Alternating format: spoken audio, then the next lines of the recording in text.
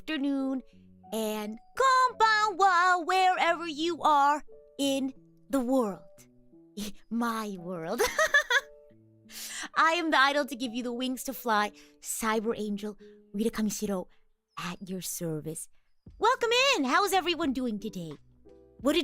First of all, what did you all think of the song of My World? If you didn't get the chance to check out the song, please check out the pinned message. And yeah, please give it a listen. It really means a lot to me. It's my third original song. And I feel like each original song I've written has a piece of my journey, my story. So this is just another entry in that. And, coming off of the concert from yesterday, I feel like it's a good time to talk about the song, right? And what it means and how it's very meaningful to my mental health journey. But I'm glad you all thought it was amazing. Yubei, thank you so much for celebrating your Idol Coach membership anniversary. I'm glad you liked the message. And I don't have a plan for how I'm going to share my story with you all. Really, the lyrics started out as a stream of consciousness. And I feel like when it comes down to explaining it to you all, I feel like it's going to basically be the same way. So I don't really have a structure on how to explain it to you all. It could be anywhere from a 45-minute stream to 2 hours. Who knows? We'll see how much I'm able to squeeze out in terms of... I have my journal here that I used when I was writing the song. It's a little faded now because it's in a journal that I use a lot, and I wrote so much stuff in it, took it around with me and things like that. Oh my gosh, I'm glad you all love it because it holds a place close to my heart. But I will explain it a little bit. But first, before I do that, before we jump into the meat and potatoes of, I guess, the stream, I wanted to take a second to thank the team behind the song. First of all, I knew I wanted to do a ballad. I think I saw somebody in chat go, "Oh, it's a ballad." Yeah, very different from the other songs I've released before. I wanted to do something a little bit more introspective, something that you can reflect on. And that's why I wanted to find someone who could put together... I wanted to do an orchestral piece. So there's orchestra in there, some piano. And if you didn't see my chat message, I also got to play a little bit of viola in the song as well. So there's a little bit of viola solo in there. That was really fun. But a huge shout out to Oliver for the fantastic work on the arrangement, the composition and the mixing. So amazing producer. If you want to reach out to him for any songs, I highly recommend. I feel like really, was able to capture the essence of, I guess, the overall message. Because I kind of sent over the thoughts and the themes, and then I wrote the lyrics. So it was really, I'm glad it came out properly. I'm glad you all like the viola part. Could I give you all songwriting advice? I guess my advice is to do what I did and attach, you really sit with yourself and let yourself feel things. Or if you feel something, hook onto that, attach that onto that. Because I feel like this stemmed from, I feel years of this underlying question I always ask myself.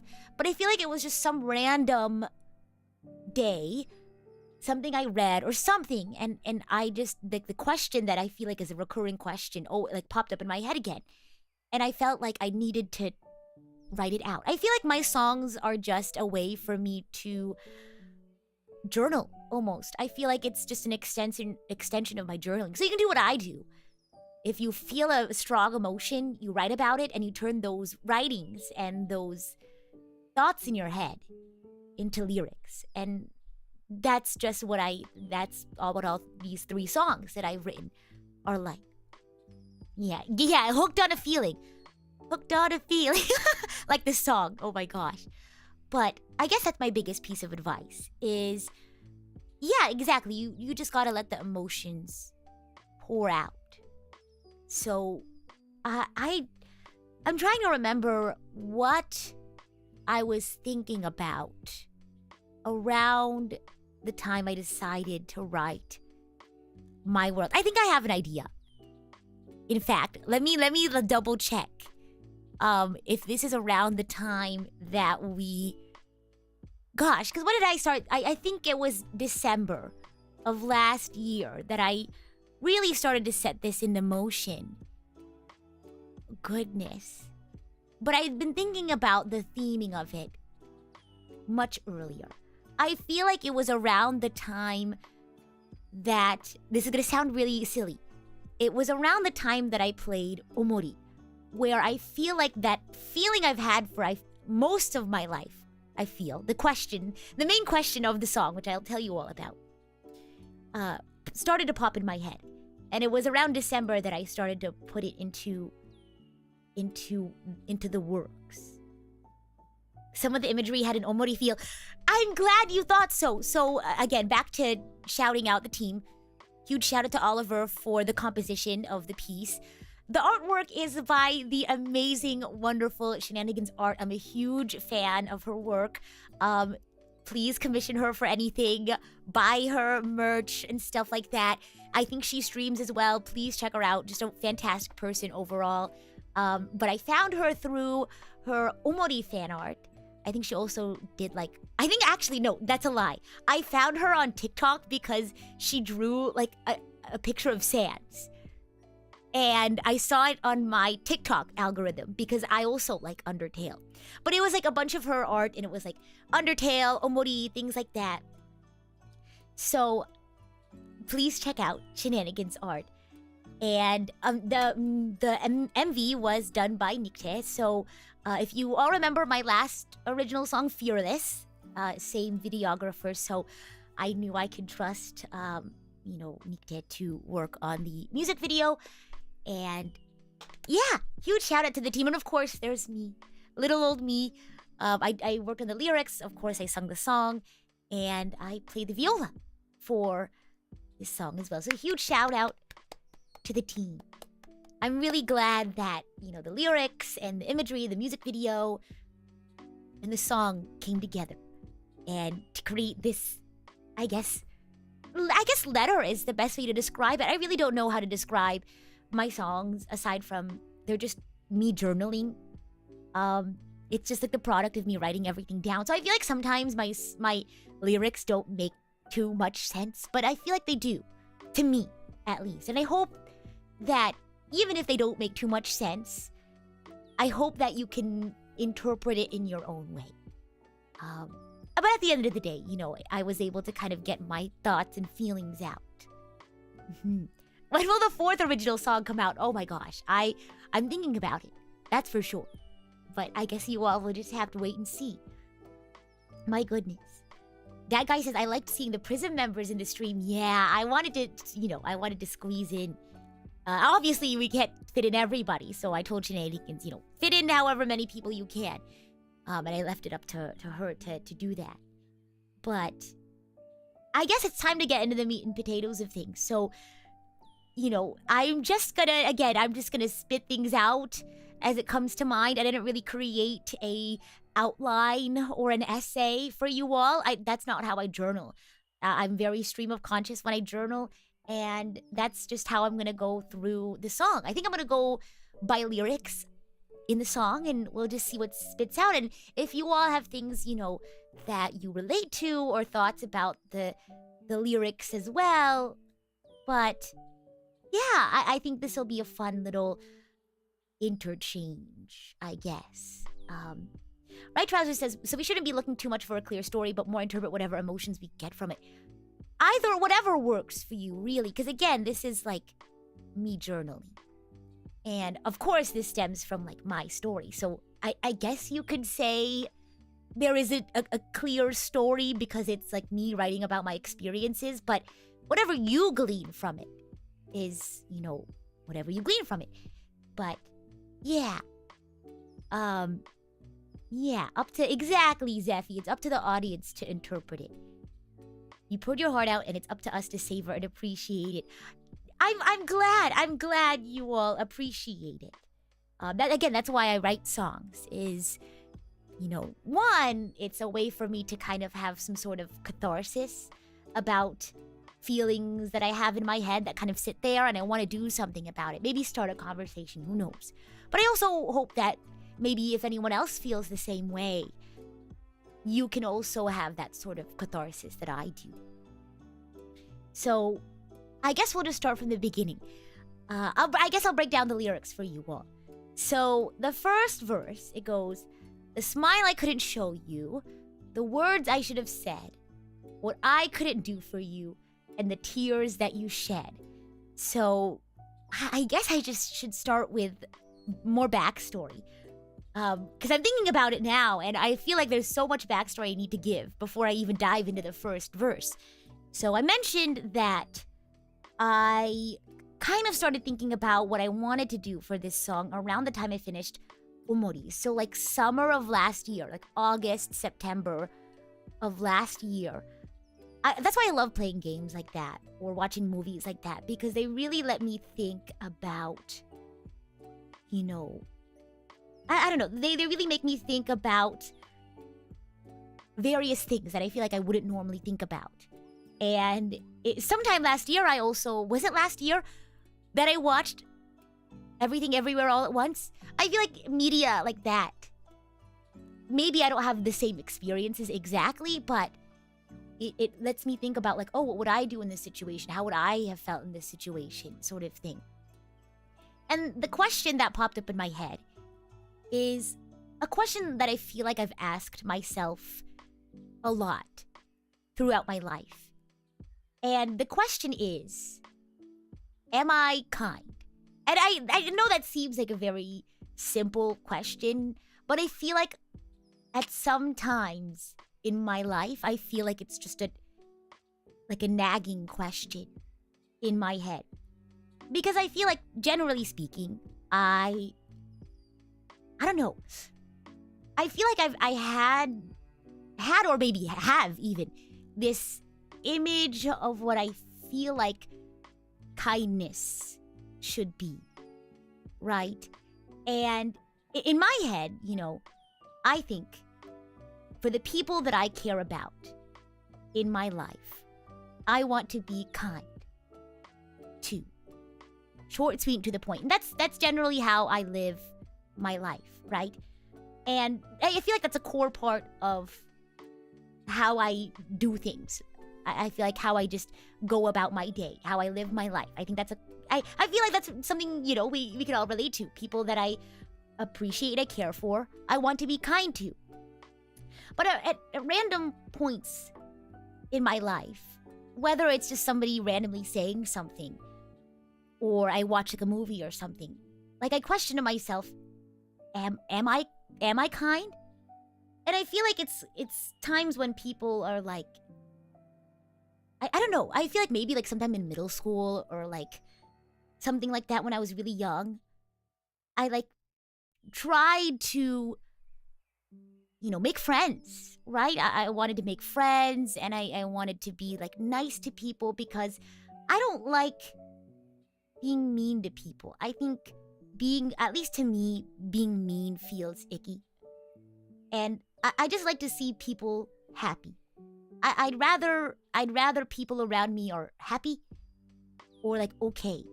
So, I've always thought, if I'm just kind, then good things will happen. And it was like when I was trying really hard to portray that care that I have for people through kind acts. It was just some small random comment from someone when I was younger, like a classmate or some random person. I like overheard them talking or something. Or someone told me that they said whatever. Someone was like, oh, Rita's just doing that because she like wants something from people. Or, oh, she just wants everyone to like her. or something like that. And I feel like, imagine like little baby Rita being like shaken to the core. Like, am I not kind then? Right? Because I do all these things and I like think to myself, like, why do I do what I do? Like, yeah, I'd like people to like me. Is it bad that like I want to be kind to people that because like I want them to like me, or I want them to, I don't know, because I felt fundamentally questioned, like, am I kind? And so that, I guess that's what the very beginning of my journey, if we really want to get down to brass tacks. But I kind of looked back on my life as a whole whenever this question popped up again, around the time I played Omori, around the time I watched Everything Everywhere All at Once. And I thought about all the times where I felt like I wasn't kind. Because I've had those feelings before, where I just felt so confused. I don't know what to say. Again, I'm stream of consciousing this, so let me get my journal too. Maybe it'll help. But there was like a disconnect I felt between, you know, the care I felt for people and what I was able to do for them. Because in my head, right, fundamentally, it's like if I care for someone, I want to be kind to them, right? And I feel like there was a disconnect because I had this idea of what kindness is, right? And I just felt so at a loss because there was a disconnect between, oh, I really care for these people, but I'm not quite able to do what I wish I could do for them. And so that kind of pops into that first verse. Dreed says, I kind of understand where you're coming from, questioning if your kindness comes from a desire to validate yourself or from actual care for others. Had some similar thoughts. Yeah, and we'll kind of dive into that question a little bit more, I guess towards the second half. But I don't know. KF says, I guess this opens the floodgates for lots of philosophical questions about human nature. Yes, and I'll dive more into this a little bit later, but I kind of had come to my conclusion about these thoughts, you know, around the time I finished writing the lyrics. And, you know, this question will pop up again, however many times in my life. I feel like it's just going to be something that I think about a lot. But around the time I finished writing the lyrics, and it popped up again when we were watching Orange, if you got to watch the Orange watch along with me. But I kind of had this, like, making peace with this question. And it's that because we are human, like, I feel like being human is to not know everything and not be able to do everything right and have feelings that maybe aren't the feelings that you wish you didn't have. And it's the idea that kindness isn't perfect. It's very genuine.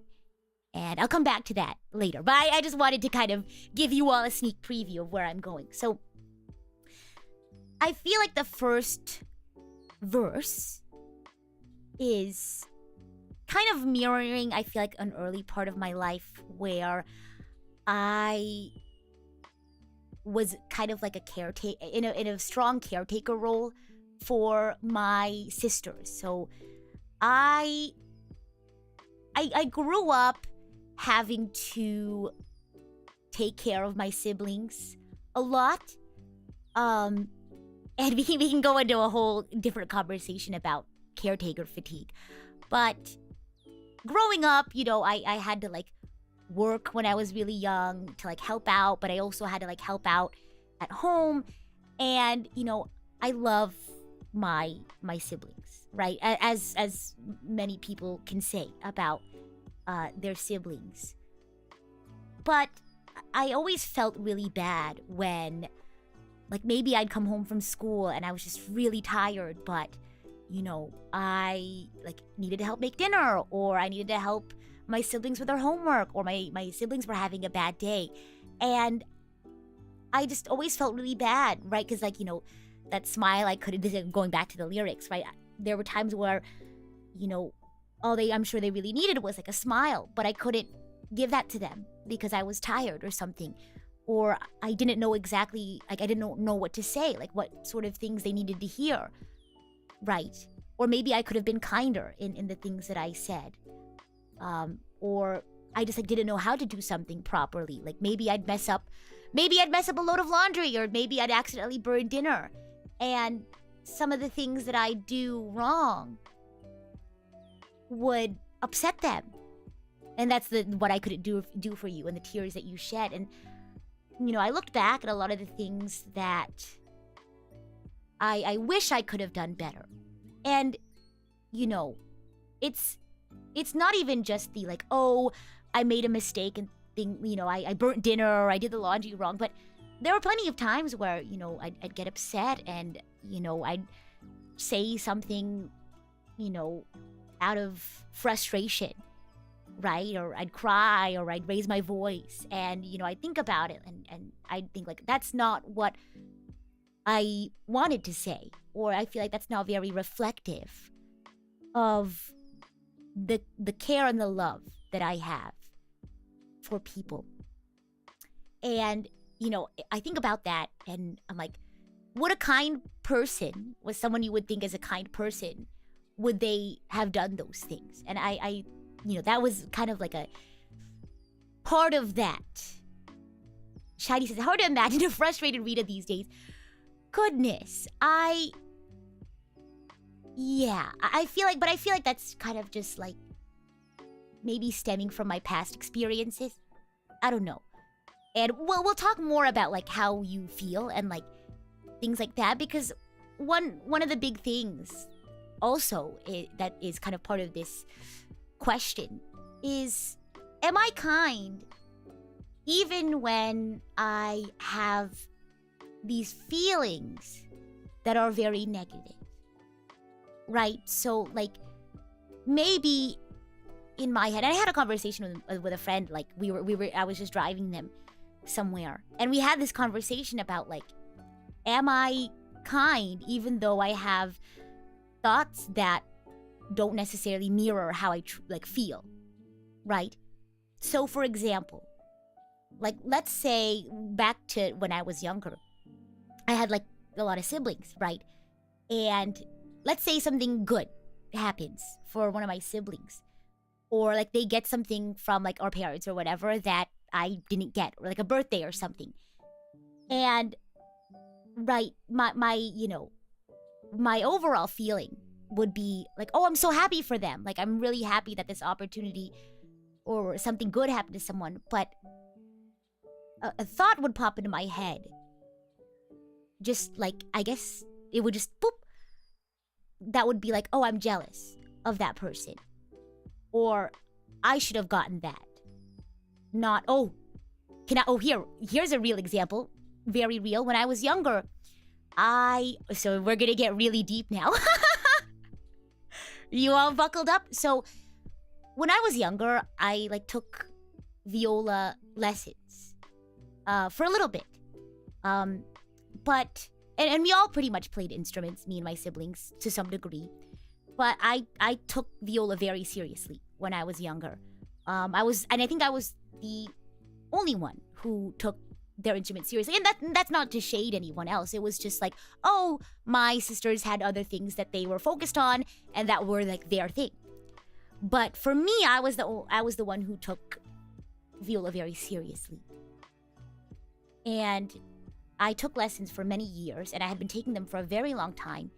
And I was getting very serious with it. I wasn't planning on ever taking it to a professional level, but it was such a core part of who I was when I was younger. And at some point, my younger sibling also started taking piano. And so it was the two of us taking lessons. And it came to the point where we didn't have the money to do both. We're both of us. could take lessons. And there was like so many other things that I was saving up for. So like I don't think I could have worked to pay for my lessons, if that makes sense. So one day, without like, I guess, consultation, without like telling me, I guess, my mom was like, hey, you're not going to be going to lessons anymore. Like, I'm sorry, but you're not going to be doing lessons anymore because your younger sibling's going to be doing piano instead.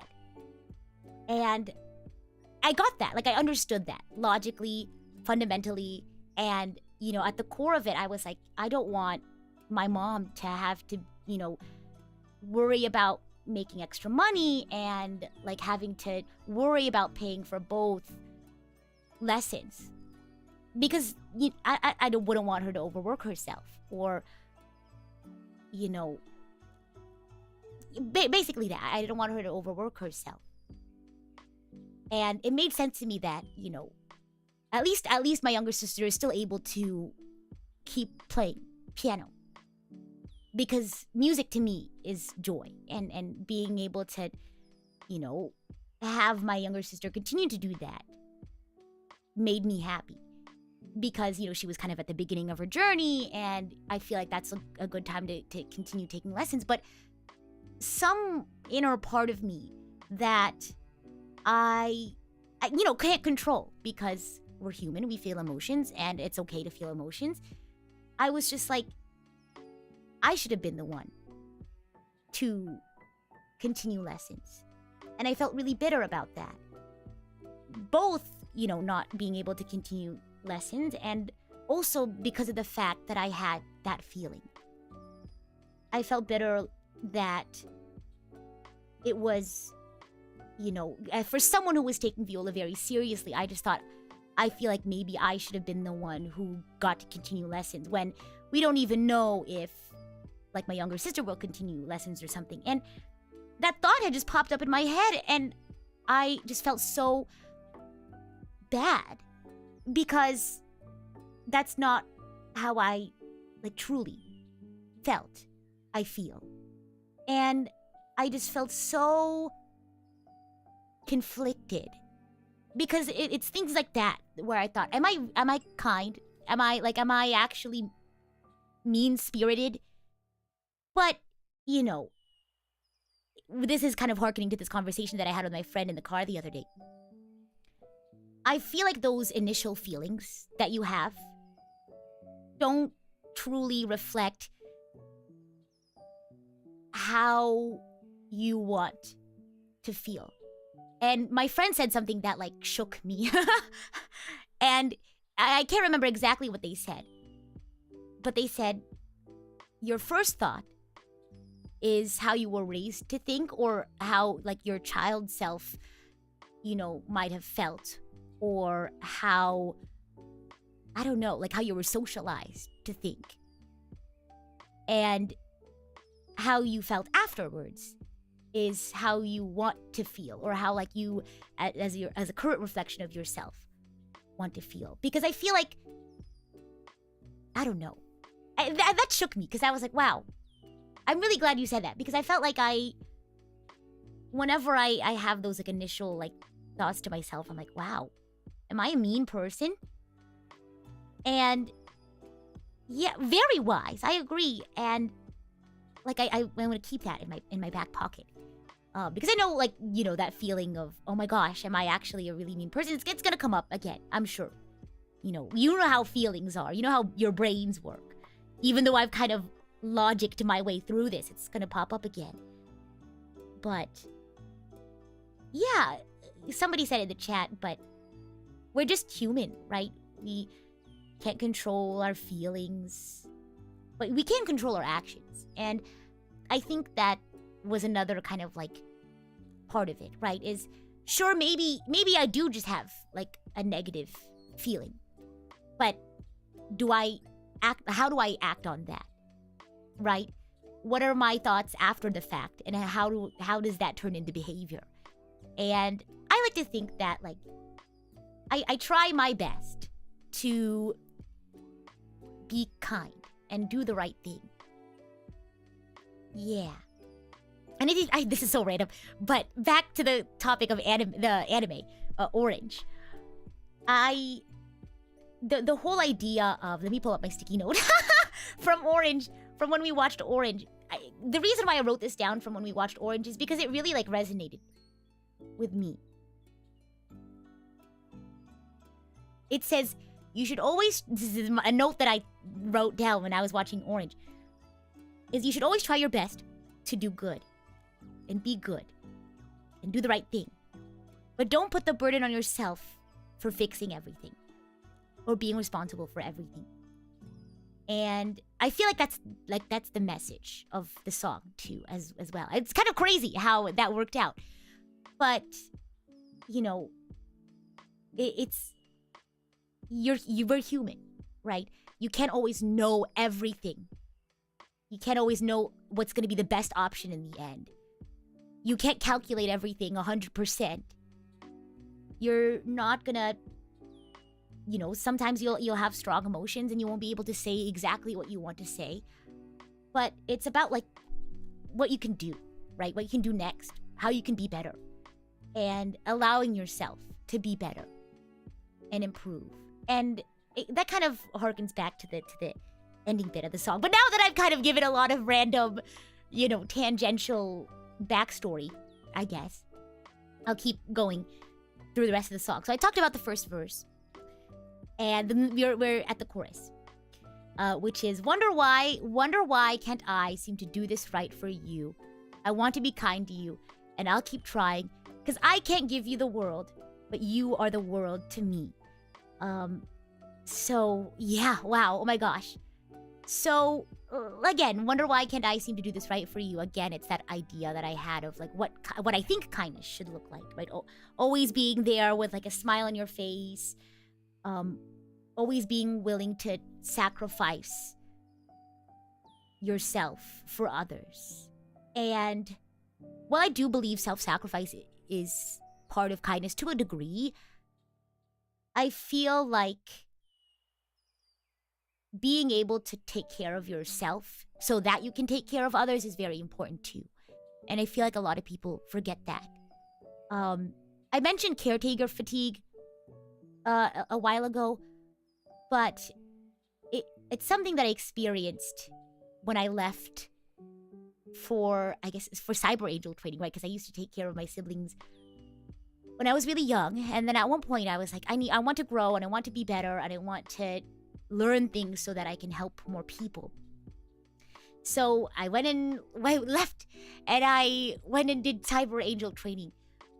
But in leaving, I felt really bad because I felt like I was abandoning my family to be selfish and to focus on myself and to learn things. And, you know, I had to tell myself that, like, you have been in this caretaker position for so long, and that fatigue really did show, because, you know, I often found myself giving a lot and sacrificing a lot, because I guess it was just something I was used to. And eventually I got so tired and burnt out because I never really took the time to take care of myself.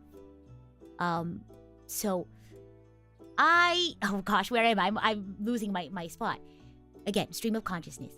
But it's kind of like, you know how like you go on an airplane and they're like, make sure you put your mask on before you help somebody else with their oxygen mask. You can't help other people if you're unable to, right? If you're not physically well or mentally well to do it. And that's why I feel like it's almost like a kindness to other people to be kind to yourself, right? Because then I feel like you're more capable to be there for other people. And I think I also at some point had to kind of like make peace with the idea that I'm not always going to be the one to be the helping hand for the people I care about. And, you know, because I always feel like I have to be the one I'm gonna fix everything. But I don't know. I feel like being able to step back, take care of myself so I can take care of other people, and allowing other people to kind of help me help others. Because I feel like you all can kind of relate to that, right? You want to be there for someone if they're going through a tough time, but maybe you also don't have the emotional bandwidth to be there and put in the work. And I always felt really bad. Because in my head, I think, well, if I cared about them enough, I'd put in whatever it takes to fix it and to help them out. But like I said, we're only human. And that's why I wrote the line, which is, I think, the key line of the song, which is, I can't give you the world, but you're the world to me. And that kind of also harkens to the idea of kindness isn't perfect, but it's genuine. Because there's so many philosophical conversations about kindness that you can have. Like, am I really kind? Is this just performative? Is this just some sort of manipulative kind of kindness that I'm expressing just because I want to make a good impression or because I want something from someone? But at the end of the day, I hold on to this idea that this person in my life is someone I care about, and I want the best for them, and I want them to be happy, and I want them to be healthy.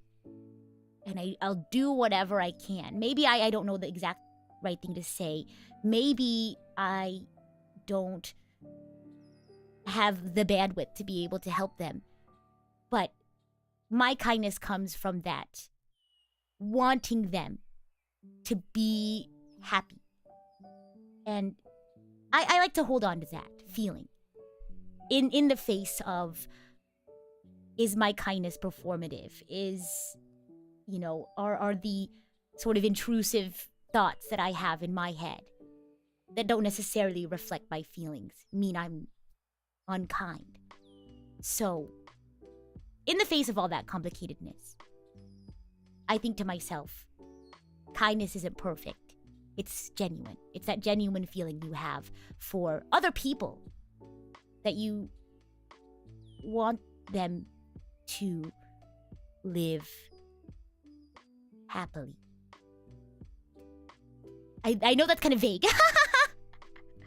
But that's, I guess, the core of the meaning behind the chorus is, my kindness isn't perfect, but it's genuine, right? I can't give you the world, but you're the world to me, is the meaning behind that lyric.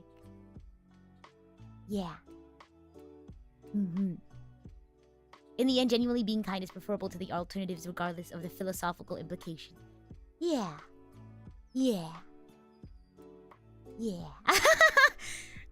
Sometimes whenever I just go and I word vomit stuff, sometimes I just have to sit there and let it ruminate.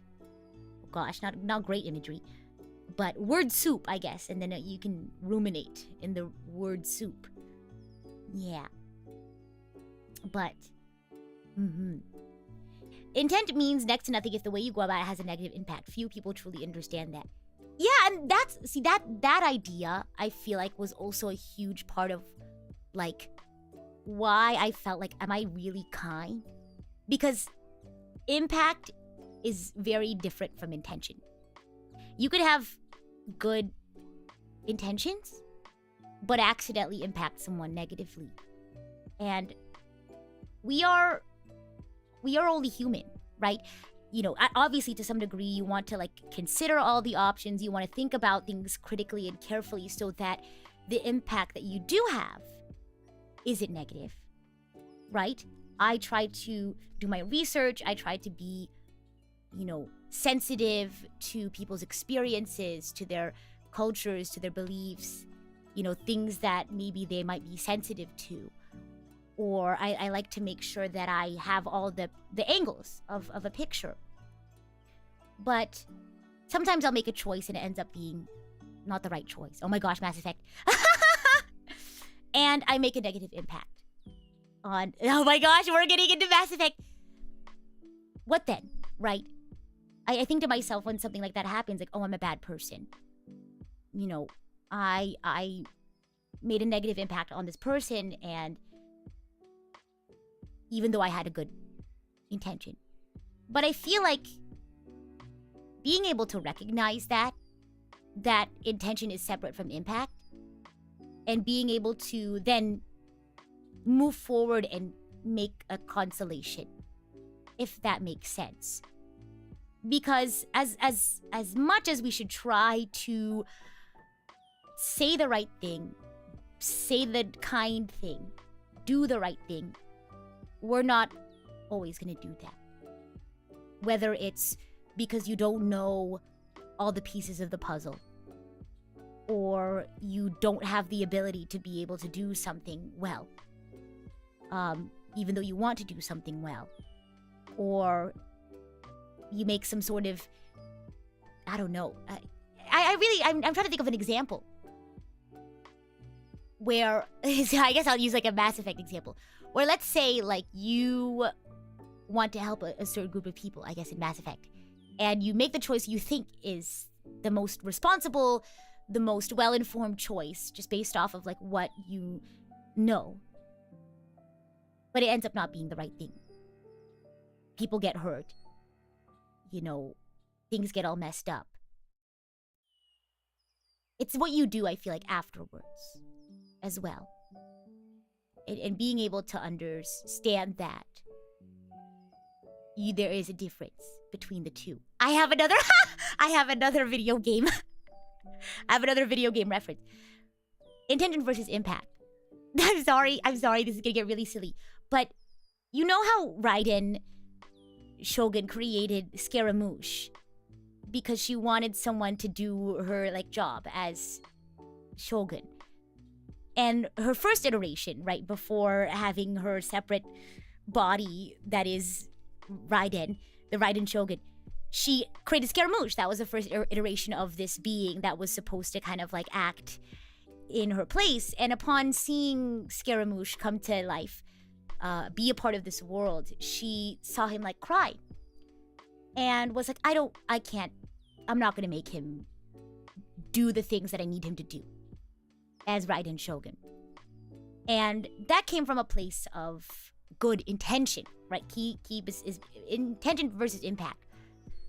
That came from a good intention. I don't want him to go through all this stuff that I need him to do. So I am going to let him rest for a long time. Because he eventually wakes up. And that came from a sense of, I don't want him to go through these negative experiences.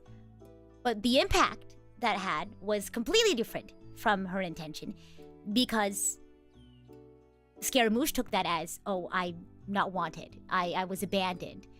And that extremely negatively affected him moving forward.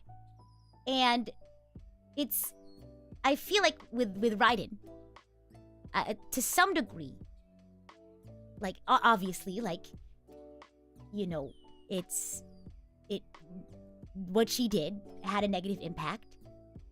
And I feel like if she had, I don't know, I feel like it really is like, I feel like it's one of those, like, it's not excusable, but it's understandable. I don't know. I really don't know how to eloquently say this.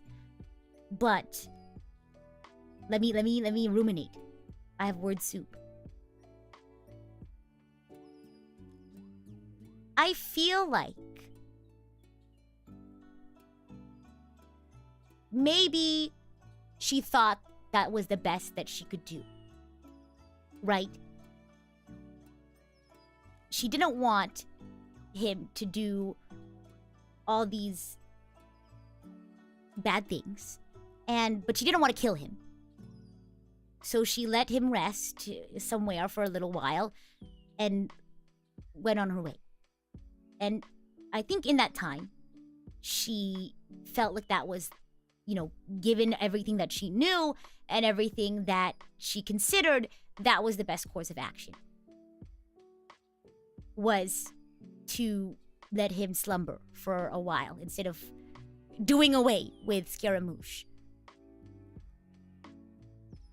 Right? And that's really, at the core of it, we as humans, that's really all we can do is to do the right thing, is to make as much of an educated choice as you can with as good of an intention as you can. But we are only human, and we can't know everything. We can't know how it's going to turn out. And what she could have thought in her head, oh, how might he take this, right? How might he interpret this later down the road? But maybe she wasn't able to do that. Maybe she didn't have that foresight, that sort of emotional intelligence to be able to do that. And I feel like at that point, it's like the kind thing to do once you've kind of, I guess, realized this impact that is very separate from your intention, is to do your best to, I guess fix it is the first word that I thought of, but to be better, right? Because you can't change the past, but you can move forward and continue to be better, right? Because again, yeah, someone said hold yourself accountable. You can't go back in time and hold yourself accountable. But what you can do in order to hold yourself accountable is to understand your role in things that have happened and make amends, be better, improve. And there's always like a case by case basis thing, right? But I feel like just in a day-to-day sense, right?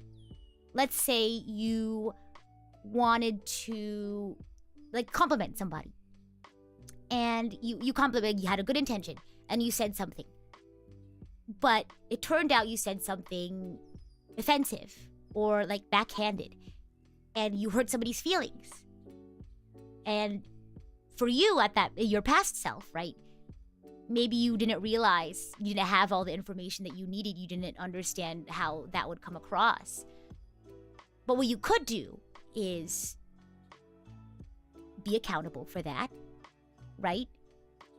Think to yourself oh, okay, well, even though I had this intention, this is how it made the other person feel.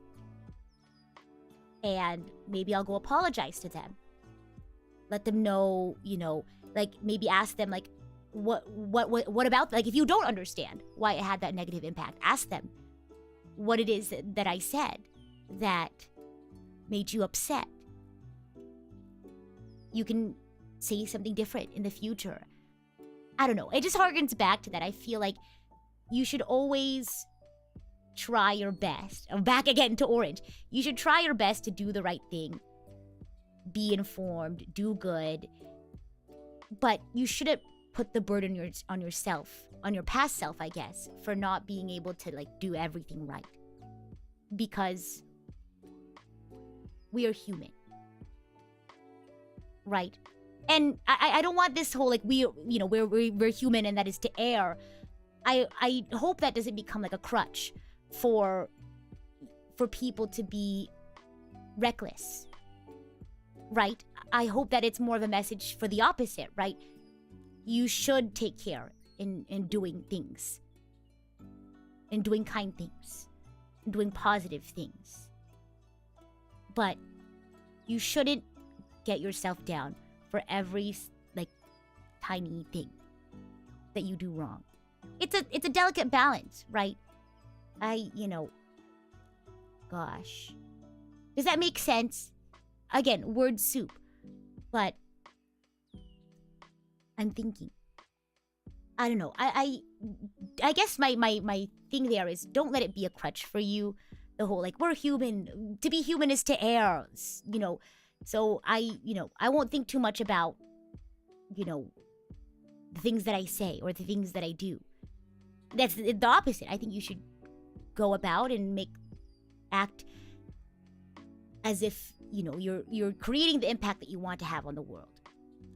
But you shouldn't get too caught up in doing everything right.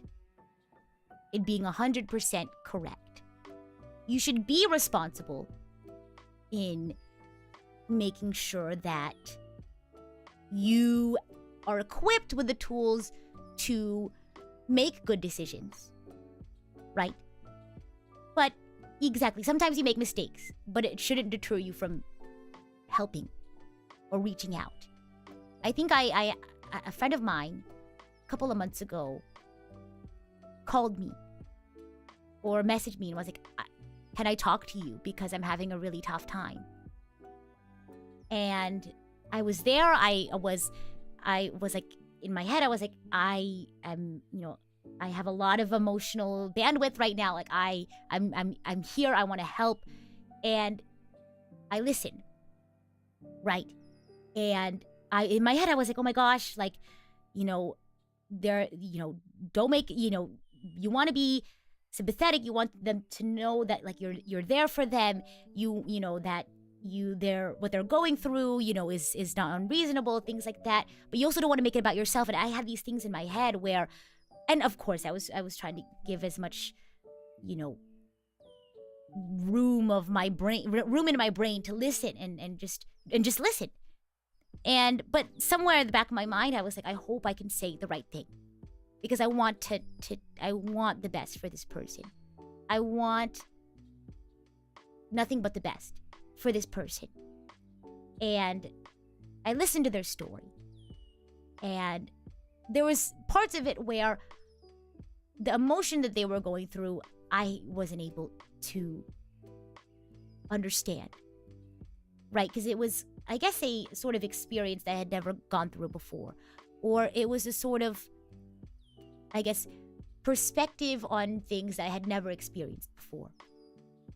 And I tried really hard to say encouraging words or give good advice. And, I kind of said too, like, hey, like, I'm sorry. Like, I'm, I wish I had more to say, more substantial things to say. And, they said, I'm just glad that you were here to listen. Right? Because I would offer things of advice, and I would offer things that I, thought about. And they were like, I don't quite like get that. Or I don't like, they didn't seem like they were very perceptive to that. Whether that they didn't understand my perspective or something like that. And so I thought, I left the call, even though they were like, really helped me that you were here to listen and stuff like that. I left the call and I was like, gosh, I wish there was, I feel bad. There should have been more I could have said, or I wish I had like known, something more eloquent to say, or I wish I had read some sort of literature on it. Or like, I wish I thought harder about this specific sentence, or I went back and I was like, oh, I should have said this. But again, there's only so much thinking I can do in the moment. And I feel like at that point, it's like you don't want to give too much of your brain space away to thinking too hard, right? Just being there and listening for the other person is enough. But again, you should always do your best to do good, make informed decisions, choices, to be nice. But don't put all the burden on yourself for doing everything right. Because I feel like it's, you can also improve and be better. But does that make sense? Because I feel like, gosh, because that's another thing I think about too. Like, am I just very like, because I feel like a lot of like the things that I say in an effort to bring happiness to other people, I feel like sometimes they lack substance. Like, I wish I had more like tangible advice to give, right? But I feel like sometimes you just need those kind words. Does that make sense? Because sometimes a lot of the times I tell myself, like, it's gonna be okay. or like I'll do positive self-talk. I'll do my affirmations, but then I think to myself, oh, this is just wishy-washy, fancy-wancy, like platitudes, right? But I don't know. I feel like you kind of need them sometimes.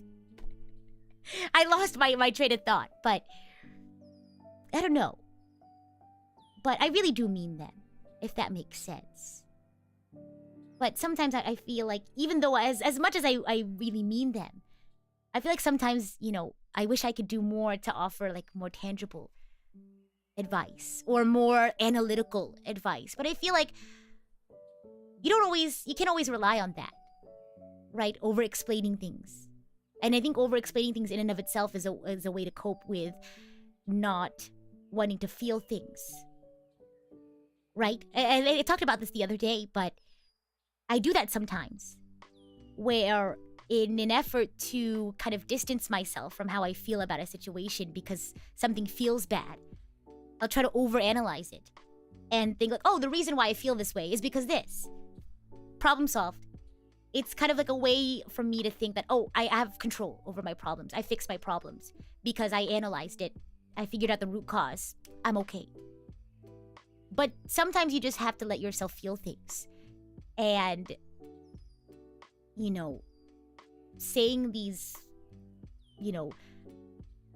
nice, frou-frou, fluffy things is honestly sometimes more beneficial to me. For me at least, than getting down to the root cause analysis. What can we do to, yeah. Exactly, Livy says, it's such an annoying feeling, but I think for some people it's better just to have a pair of ears to listen instead of always taking advice. I actually started doing this thing where I ask people, like, obviously with tact, if someone reaches out to me and they need to talk to me, I'll kind of slip in some sort of way, like, would you like more like emotional support, or would you like me to like get down to brass tacks and we'll work out a solution with you? Which one do you think would be helpful for you? Because everyone's different, I think. Yeah. Right Trousers says emotions are also the brain using a different kind of analysis, if a bit shortcutty. Yeah! I feel like over analyzing and putting like, I guess, definitive things to everything is, again, a way to kind of escape from your emotions. And sometimes you just gotta feel them. Yeah. I'm so sorry if this sounds so back and forth, because I don't have like an outline. I'm just stream of consciousness this from my journal. So, but I don't know, I feel like just being able to word soup is very cathartic. So, thank you for listening to my song, and thank you for listening to me ramble. I appreciate it a lot. And I guess a part of me is like, I wish I could say things more eloquently, because my words, I know how much my words have an impact on you all. And I think that's something I think about a lot. Because everyone's words has impact on other people.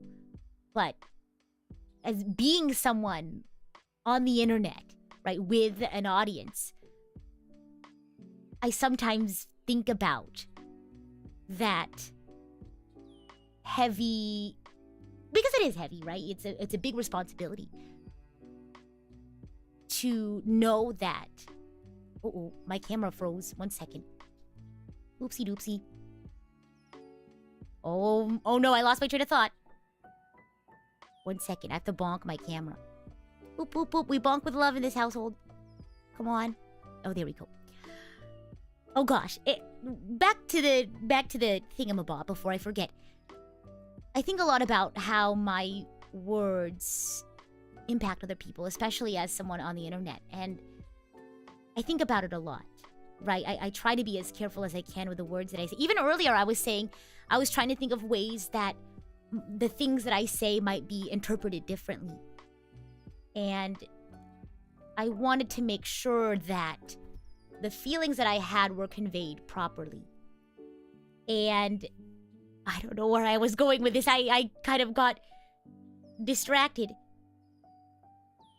I don't know. I feel like in that way, like, you know, I thought to myself, like, am I really kind? I feel like if I was kind, I'd put more thought into, like, the things that I say, because I know that the things I say impact other people a lot. And they have a lot of weight in other people's minds. And, you know, but at the same time, I'm like, oh gosh, I don't know if I can, like, always eloquently put out what I want to say. Shiny says the thought that you are not already eloquent is ridiculous. I guess it's just I really want the things that I say to have a positive impact on people. And I feel like sometimes, I don't know, oh gosh. Even Warrior says, you don't always need fancy words to make an impact. Yeah!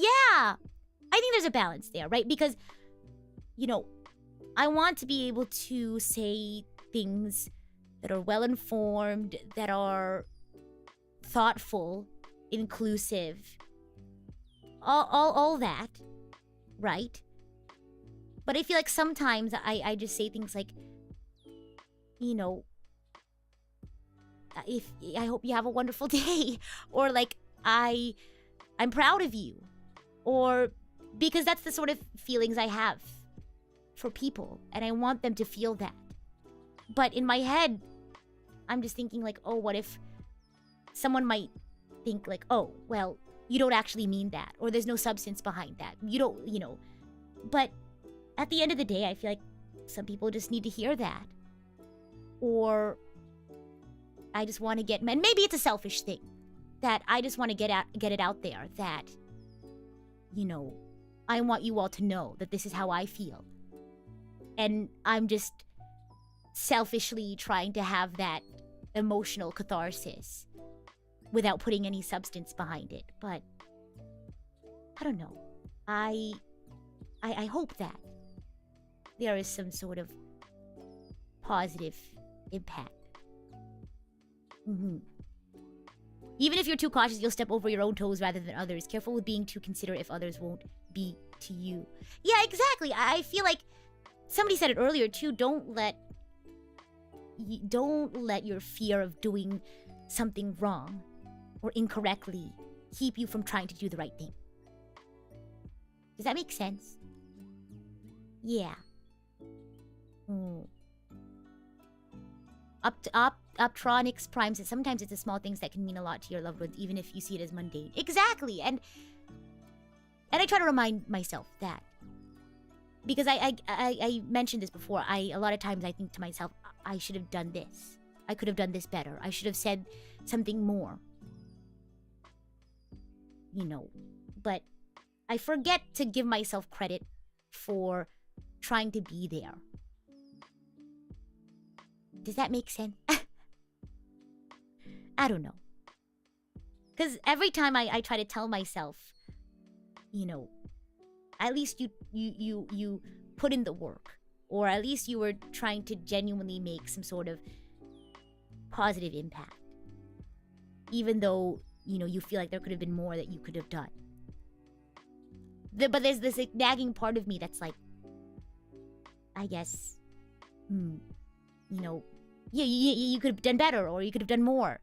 You know, you don't care enough because you didn't sacrifice 100% of yourself to doing this completely the way you wanted it to. But gosh, there's a balance between, I don't know. I'm just nervous that like I'll say, you know, I'll say like, no, at the end of the day, you're just human, and someone's gonna take that and be like, oh, well then I don't have to put too much thought into what I do because I'm only human and I'm gonna make mistakes. Those mistakes do have impact on other people, and you have to recognize that and be responsible for that. But don't beat yourself up, I guess. Gosh. Yeah, balance is key. I guess that's what I'm trying to say. Balance is key. And I'm not gonna have all the answers for these questions. But I feel like I think one other comforting thing to me in this question of am I kind is you're thinking so much about it.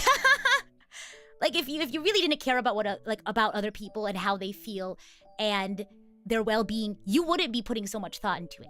Is kind of like my way of, you know, making peace with myself, I guess. Like, Rita, if you really didn't care so much about other people, you wouldn't be worrying so much about all these tiny little details about, is everything that I could be doing 100% all the time having a positive impact on making sure that other people are okay? If that makes sense. You get too wrapped up in the what ifs and how hard it is to find the perfect balance. Yeah. But I'll leave it at that. Because if you all are coming here to this stream to kind of hear my issue and then find a solution, you won't find a solution. I don't think I feel like I've come to peace with it. I've come to terms with it. I guess I've found ways to deal with it and cope with it. But I feel like it's going to be a question that will always pop up in my head. No matter how often I try to think of a question or like a foolproof solution to always being this image of kindness that I want to be. But I don't think I'll ever find like an end to the question, if that makes sense.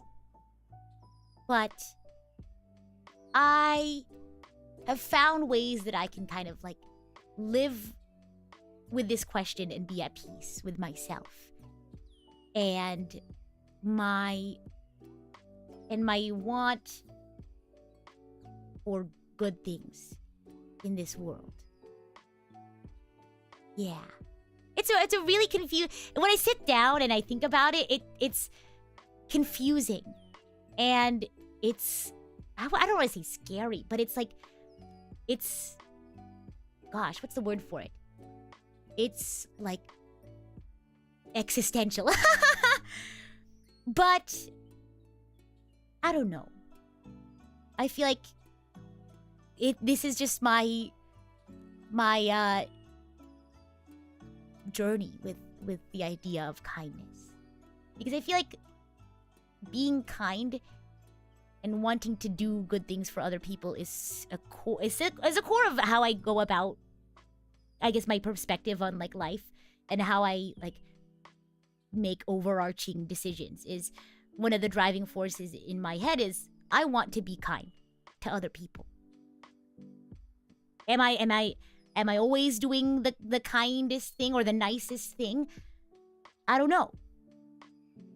But I want to be kind.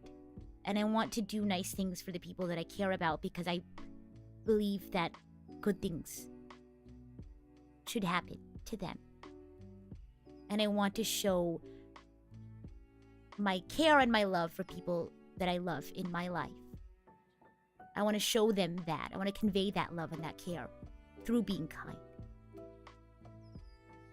But, yeah. Goodal says, hey, we just have to keep going, then maybe one day you will or you won't. But don't let the lack of an answer keep a question from fulfilling your life. Exactly. And I this question doesn't pop up all the time. Maybe like once a year even. It's not that prevalent in my head. But when it does come around, I question like everything that I do, and I just get so paralyzed with like fear, not fear, but an existential like dread that like, am I really who I think I am, if that makes sense? Am I just being performative or manipulative even? And it's that like dread that I'm like, oh gosh. Because I think, that whole idea of, like, people thinking that my kindness is... Because it's not even, like, that I'm worried about what other people think. It's like me getting in my own head, like, are you just doing that because you want something from someone? Or, like, are you just doing that because you want everyone to like you and that make your life easier? And, it's just like, gosh. You know what I mean? I don't know. Is this just me? Am I too hard on myself? Maybe. But I'm jealous. I worry about what people think all the time. Okay, that's not 100% to say I don't think about what other people think. But I think the prevailing sense of, am I kind comes from me internally, I think. If that makes sense. Goodness. And at the end of the day, because I think one comment that I saw that kind of added to this soup. It wasn't kind of like my personal experience, but someone in chat, like a couple of months before I started writing this song, they said something like, "Oh, I only do nice things to people because I know it'll get me what I want. I'm not a nice person," or like I'm not a kind person because like I do this or do that. And this kind of ties into like omori, but like you are not defined by one or two things, right? And I feel like you are defined by so many things.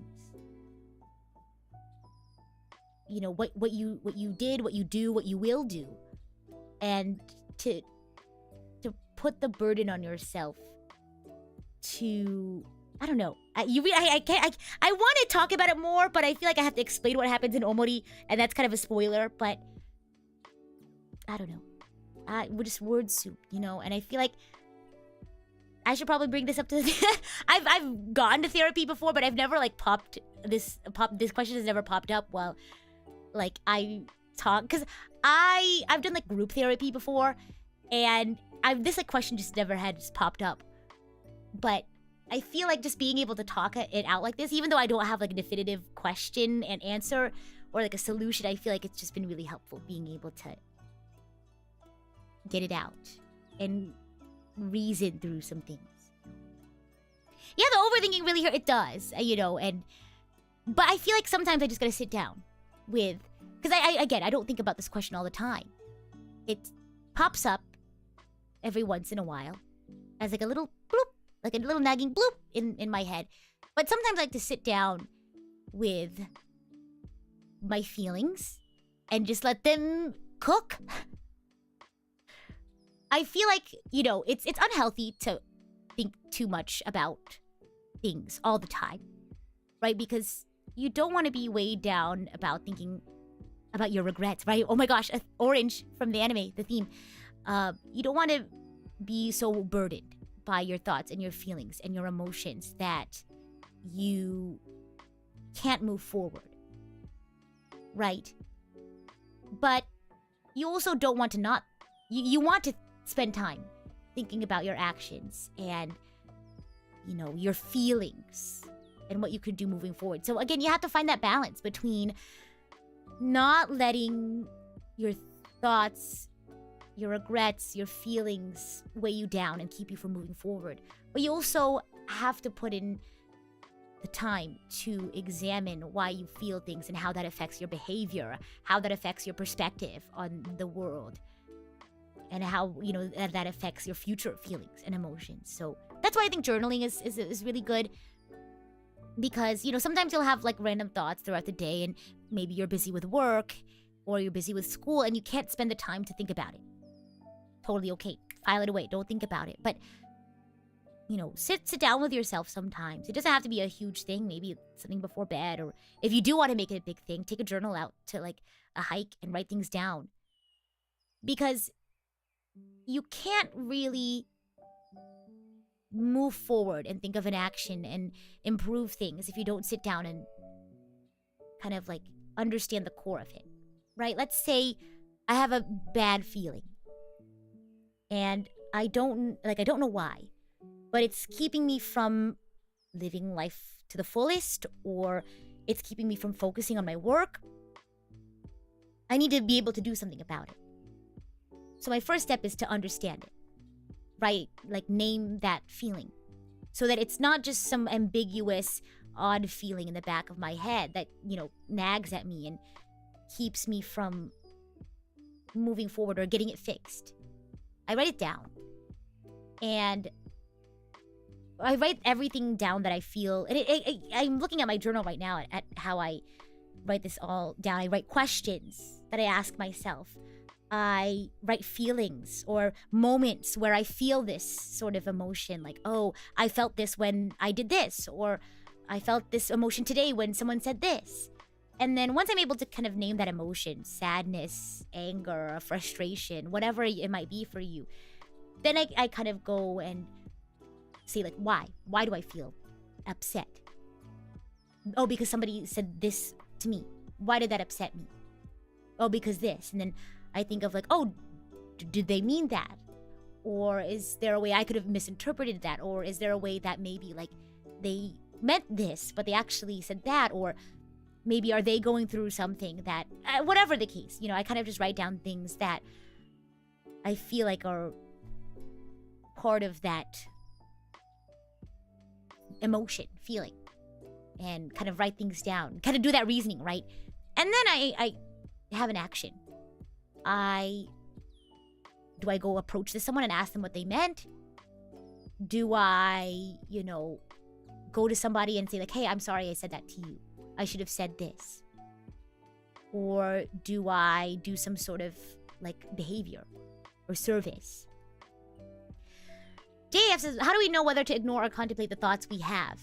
I guess it really, well, for me at least, again, this experience is different for everyone. But, like, if I need to focus on something, like, at hand, and if I have, like, the time or the urgency, right? Like, let's say I'm in the middle of work and I'm, like, working on something and something's due in, like, 30 minutes. And I feel upset about something. Well, maybe you do need to just message somebody, be like, hey, I can't get this done for you in 30 minutes because I am so paralyzed by this feeling that I have. Like, maybe I'm nervous about, like, a meeting or something. I'm nervous about this presentation I'm about to have. But, sometimes I'm just like, okay, well, that's a feeling that I have that has just been, I have been thinking about. It's kind of like in the back of my mind, something I said yesterday that's still, it's in my head. I'll think about that later. Like, I'll sit down with it whenever I have time. And maybe it's that day, or maybe it's the end of the week. And maybe you have to make that time. Maybe you have to schedule time in your calendar to, like, let yourself think about emotions. Or I don't know. But, I don't know. Because if something is so prevalent in my head that it's keeping me from doing things, then I know at that point, at least for me, that I need to do something about it. Because it's keeping me from moving forward. Or being able to be productive.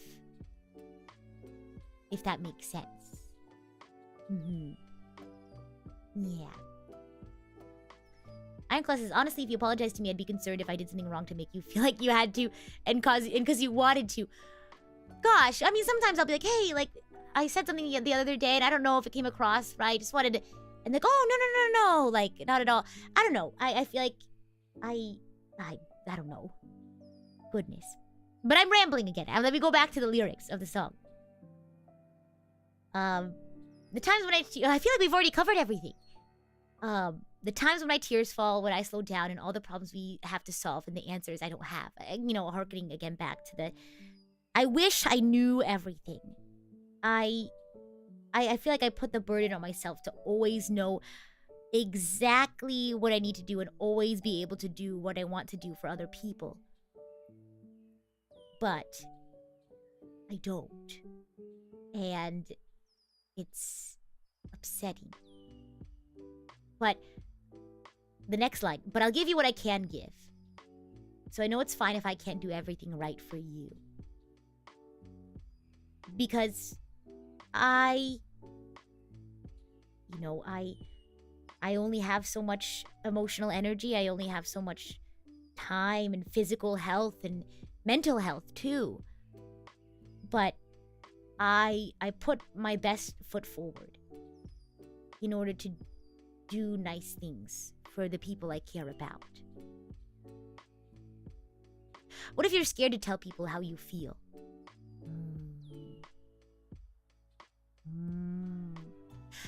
I feel like this might be very like circumstantial because this I guess word soup that I'm about to serve, but I feel like could you elaborate more on that question? Like, what if you're scared to tell people how you feel?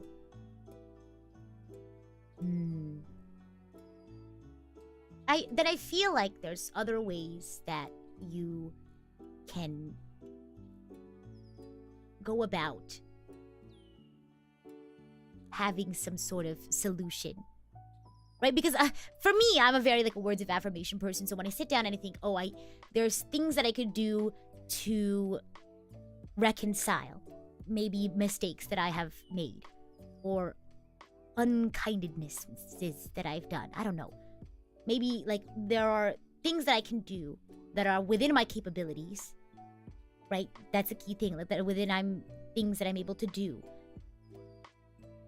that can remedy any sort of negative impact that I had, whether on purpose or on accident, right? Whether I had a good intention or not. But you know, whether it for me as a words of affirmation person, a lot of my solutions come through with words. But again, I feel like it's a very case by case basis, right? Like maybe you can do an act of service or spend some quality time with someone. But sometimes like words are what can fix things, right? An apology. I feel like if you feel like that's the right thing to do and that's what you feel like you're not quite equipped to do that, then at least for me, I would, search up like, how to apologize. I don't know. But like, just some degree, like, understand what you have the ability and the bandwidth for, but also, what you can do to improve and be better, right? So, like, for example, if I was someone who wasn't very good with their words and, I felt like, apologizing to someone and letting them know how I felt so that, like, maybe I think in my head, oh, if I let them understand what I was thinking or what I'm sorry for or how I feel will help them feel better, then I would I'd write it down, like how I would try to say it to that person, or I'd find ways to like make it work, if that makes sense. What if you don't have anyone to talk to about your feelings? So I for someone who thinks about her emotions a lot, I journal a lot. And it's kind of having like a conversation with yourself. I have a lot of friends, I have a lot of people I can talk to, but and I know that when it comes down to it, I can go to them and they will listen. But sometimes you just gotta like work through things by yourself or separate from, your social circles. I don't know. That's also what therapy is good for. Have conversation with someone maybe who doesn't have any sort of connection to your social life. Because I feel like for, I feel like, does that make sense? Like, I feel like, on one hand, you shouldn't feel ashamed to go to your friends and, reach out to them and be vulnerable with them, because that's what friends are for, right? But, everyone has a spoon's, right, emotional bandwidth, and, maybe you feel like, gosh, maybe I want to talk to someone who doesn't have like a direct link to my social circle, because maybe that's where the problems are, right? Is maybe you have issues in your social circle and you kind of want an unbiased person, right? Maybe you want someone who doesn't have like a bias towards you or against you, or maybe you don't want to talk to someone who might have like an agenda on your life or things like that, and you can talk to like a therapist.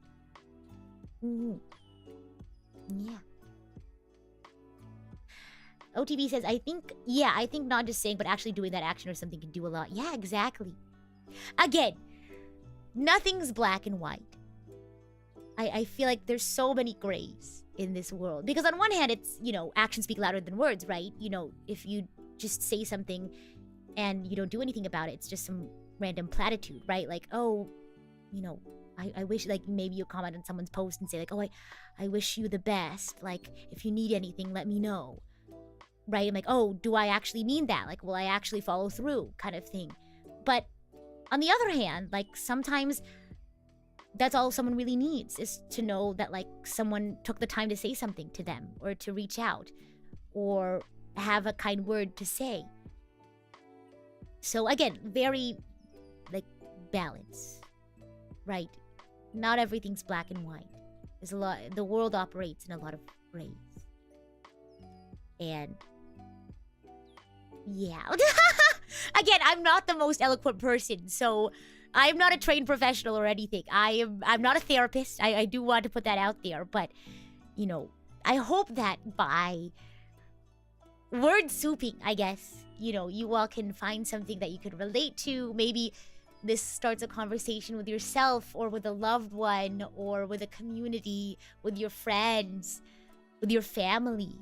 Hopefully it gives you if you feel empowered to journal, or to have a creative outlet for your emotions. And hopefully you don't feel afraid about your emotions. Because I think a lot of people are afraid to talk about their emotions, because they're afraid of saying the wrong thing. They're afraid of not being able to accurately convey how they feel.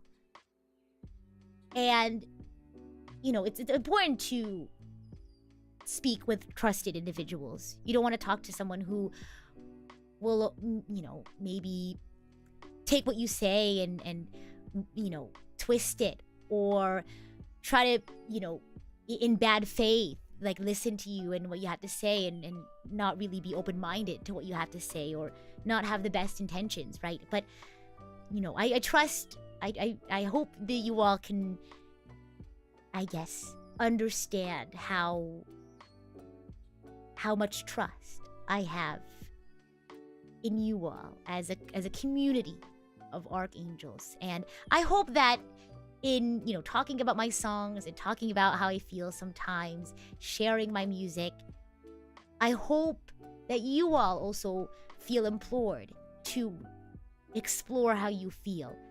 Really dig deep. Because it doesn't always feel great. It's a hard thing to do, to sit down and wade through all these uncomfy feelings that you have. And be vulnerable with yourself. Someone said, you're afraid of being vulnerable. And you don't always have to do it in front of people like this. I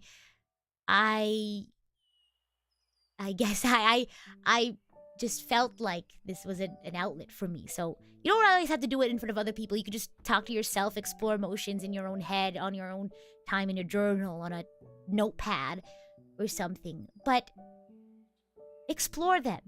I know it feels bad sometimes, but you can't always ignore it, right? You gotta unpack it, understand why your feelings are there, what they're doing to you, or your brain and your behavior. And then you can do something about it. Then you have a tangible thing to work with, rather than some amorphous feeling that's at the back of your head that's nagging you. What would I consider a creative outlet? So for me personally, a lot of the brain soup that I have, like all of that I just jumbled up in the past hour and a half, was just from the feelings that I had in my head, and I spilled it out onto a paper, and I put it into a song.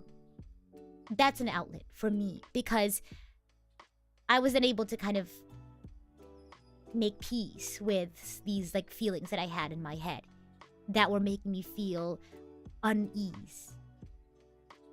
A lot of people also create visual art to express their emotions and their feelings. People will play sports and get that energy out, and dance, I guess, is a good way to have a creative outlet. People express their emotions through dance. But anything that really lets you have that sort of emotional release, right? So your thoughts and your feelings aren't just jumbled up in your head. Rita just knows how to spit facts. Oh gosh. I just know how to spit word soup, I guess. And then I guess to kind of wrap things up, I want to talk about the last 3 lines. Because I feel like, even though for the people that I care about, I'm not always able to do exactly what I want to do in order to make sure they're happy or make sure that their lives are easy. I'm going to read the lines first. It's, even when I'm not here, you're not alone. Even when it's too tough, we'll try again. You're always the world to me. And kind of harkening back to that I guess phrase that I like to hold on to whenever I have this sort of existential dread over, am I really a kind person? My kindness isn't perfect, but it's genuine. And as much as I want to make the most informed, the most inclusive, the most, positively impactful choices, I'm not going to do everything 100% correct. And despite that, because I care about these people, I'll be there for you, even if I'm not there. My thoughts and my feelings are with you. Like, I will always root for you. I will always want to support you, and there'll be ways for me to help you. In maybe it's not exactly the way I want to help you. Like I said, you can always be there for people in the way that you want them to, in the way you want to be. Maybe you don't have the emotional bandwidth. Maybe you're not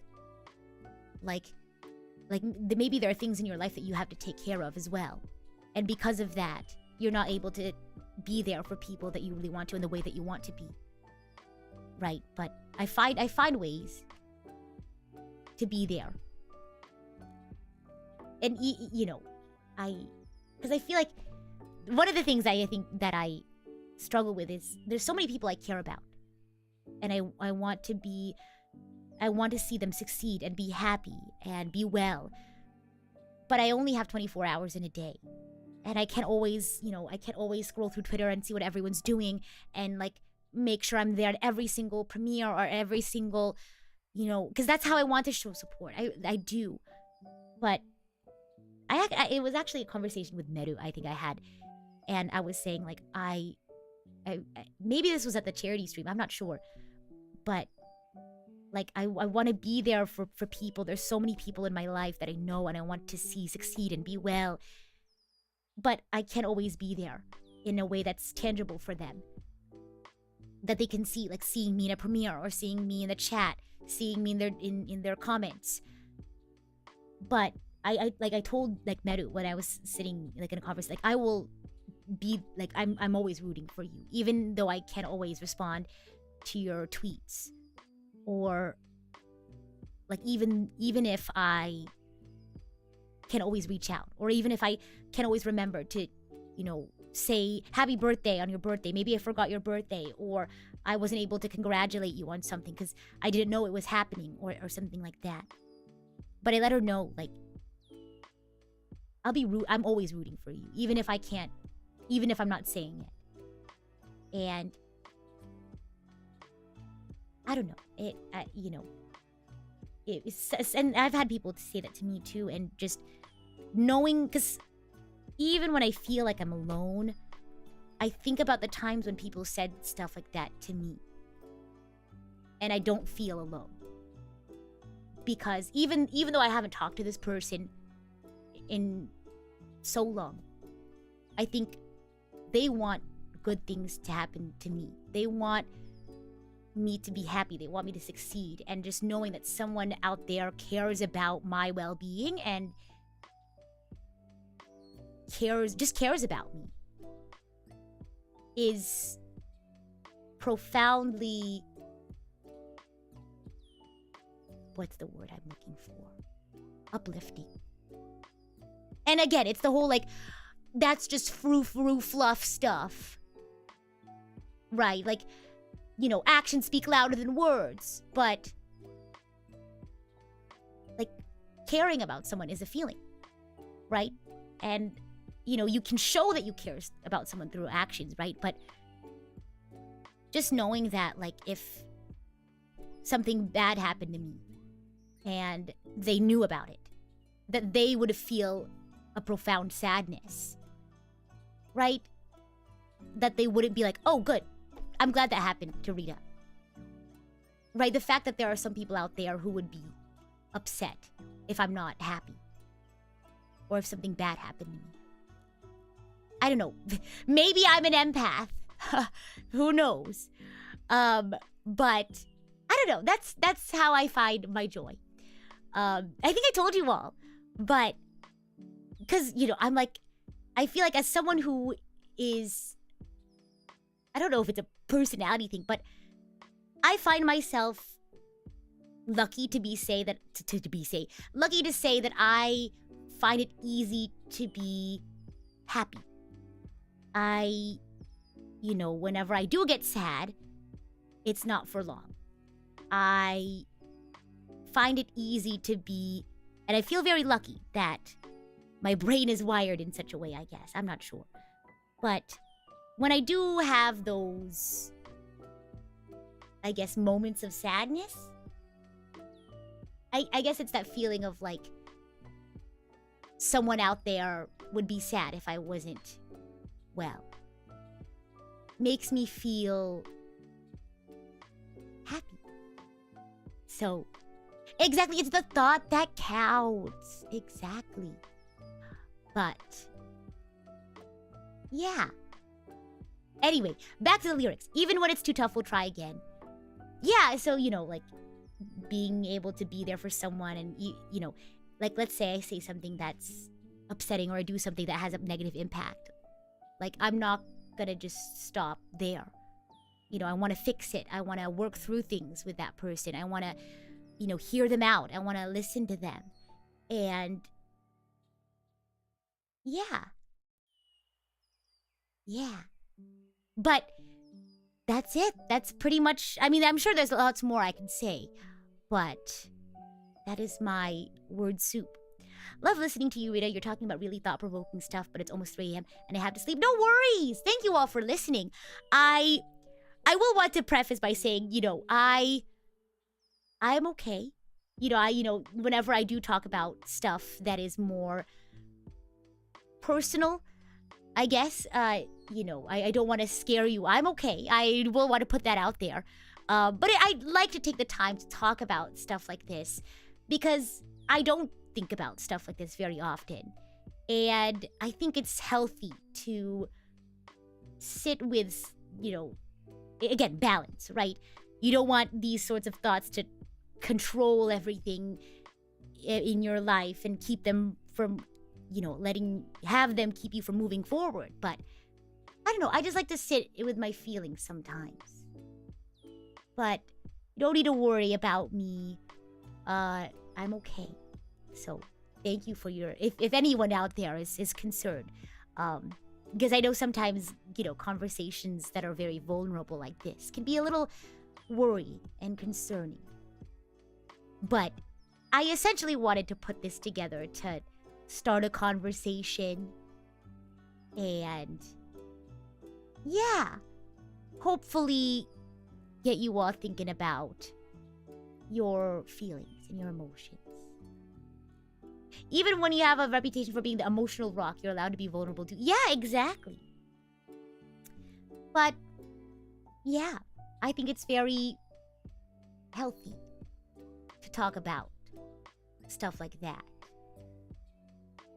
Yeah. Just keep going at it. It's a good thing. And even taking a break is okay too, as long as you get back at it. Yeah, exactly. Because I feel like, I mentioned earlier that it's, a lot of people are afraid to, like, talk to people about how they feel. Because I feel like, you might think, like, oh, people might think that this is, like, a prevailing thought. And maybe it is, but, I hope you all, to kind of just wrap things up, I don't know if this would be a disclaimer or a preface? I guess not, because I've already talked about everything. But do I want to hug? I mean, I will. That's the thing about me. I will never say no to a hug. Do I, I'm not upset if that's what you're asking. I don't think I think, in fact, the emotion that I feel right now is happy. I think being able to talk about this stuff, and especially with such an open-minded and respectful community, has been very peaceful. I think I feel very happy. No, thank you for the bread hugs. But yeah, I don't know. It just makes me happy that I can share the emotions that I put behind my words or my music. And yeah, I just want to spread the positive energy because I feel good. I feel happy. I feel great. So OTB says, I don't need one, but I'd like a hug. Exactly. But yeah. Thank you for the talk, of course. Yeah. You all can see how I'm like, I don't know, I feel very smiley. Because I'm glad that I was able to get out what I wanted to well, obviously I can't say everything that I wanted to say, but I hope that, to some level, you're able to relate to it or at least have a conversation in your head. But yeah, I'm glad I did this. I'm happy. And yeah. I don't know how to end this. I've been talking for so long that I'm like, I don't know what to say now. Now that I've, put a word to go listen to the song if you haven't listened to it, I guess. We are gonna raid into another stream after this. I just feel so content. I don't really have anything else I wanna say. Are these mental health chatting streams gonna be a thing from now on? I think it's a very important thing to talk about it. I guess whatever I feel so inclined to, I will. Because again, there's a balance, right? Sometimes you gotta sit down and really dig into your feelings sometimes, but you can't always do that. Sometimes you just gotta focus on enjoying the moment, having fun, not worrying about things. So, I don't know, I'll do them, I feel like, the same amount of frequency that I do them now. If I ever feel so inclined to do something like this, then I will. I'll let myself do it. If I ever feel so inclined, I won't feel afraid to not do a stream like this. Thank you for sharing this. This has really affected me in a good way. Thank you again. Of course. Unfortunately, I did not have my leaderboard refreshed properly, so I apologize, but I'll do some super chat reading real quickly, and then we'll call it a day. You be you, Rita. Exactly. I do be me, and I be hungry. So I think I'm gonna make some food after this. I want McDonald's. But I shouldn't. I have leftovers in my fridge. So yeah. My goodness. Glad you want to share these emotions with us. Yeah! Because like I said, I think the prevalent emotion that I feel 99% of the time is happiness. And I want to be able to share that little bit of feeling that I have every now and again with you all. Yeah. I don't know. And again, maybe this is just my selfish catharsis because I want to feel good about myself. And I want to feel, I want to overcome those sad times. But I'm just glad that you all listened, and I hope that, that you all were able to also feel that sort of catharsis. Would you feel happier with McDonald's or happier knowing you've eaten leftovers? Can I say both? I'd be happier both ways. I'd be happy because McDonald's, wow, oh my gosh, treat myself. But then I'd be like, oh, I could have saved money. and I could have used up my leftovers. So it's there's no such thing as black and white in this world, I guess. Oh my gosh. Let's see. And no worries if you need to head out for the day. I hope you have a wonderful rest or a wonderful rest of your day. I will be sharing my schedule at the end of the stream. But if you need to head out, I hope you have a good one. Let's read some super chats, shall we? And then I'm going to eat because I'm hungry, and then we'll call it a day. Oh, we'll call it a day, and then I'll eat. I got that all messed up. Let's see here. Where is my super chat reader? Uno momento, por favor. I got so lost in the word soup that my hand-eye coordination has... There we go. Here we go. So much energy put into brain power that I've lost my other coordination. Let's see here. Let me not be in front of the super chat reader. Let's see, Dreed, thank you so much for celebrating your 16 months as idol coach. I think you have to remove the word trainee from your bio. Gosh, I feel like there's so much still left I need to learn and improve on. And, I think about all the things I could improve on in between all of my, rank evaluations. And that's why I feel like it gets longer in between, because I feel like there's more and more that I have to... I personally feel like I need to work on. And it's a personal thing, I feel. And that's why it's like... Because a lot of people have said, you're not an idol trainee anymore. You are an idol. And it means a lot to me. And that makes me really happy. But, in my head, I feel like it's a self-satisfaction thing. I don't think I'm quite there yet, if that makes sense. So, I guess it's just a me thing. I guess it's just a me problem, then. Who knows? But I appreciate the sentiment, Reeds. I really do.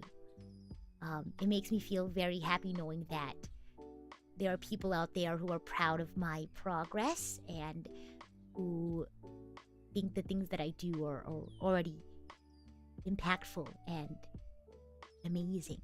So, that makes me happy. Yubei, thank you so much for celebrating 12 months as idol coach. Amazing song, beautiful message, and I'm so glad I could appreciate your music and streams as a member for a whole year now. Oh, I'm really happy to hear that. Thank you so much for sticking around. I hope you've had a wonderful year. I'm glad you think so. I really am happy about that. See, now that we've had this conversation about, what kindness looks like, I kind of got in my own head there, you should say more. Why that wasn't enough. You didn't say enough. But I said what I felt, and I feel like that's enough. You know what I mean? And sometimes I won't always have the words for everything. Sometimes how I feel is just I am happy. There's no extra to that. I feel good. I feel happy. I feel thankful. And sometimes it's just that simple. And, you can't force yourself to feel more than that, if that makes sense. Or you can't force yourself to make something up. But I really do appreciate that. Every single kindness that you share, whether it's through your super chats, your words in the comments, in chat, in the things that you share, in the art that you create or commission. And, I feel like this. Can I go on a tangent? I had this conversation with a couple of folks, and basically someone was like, I have this expectation that streamers should have this sort of reaction to things because it's disrespectful to the amount of time that we put into writing a comment or creating an artwork.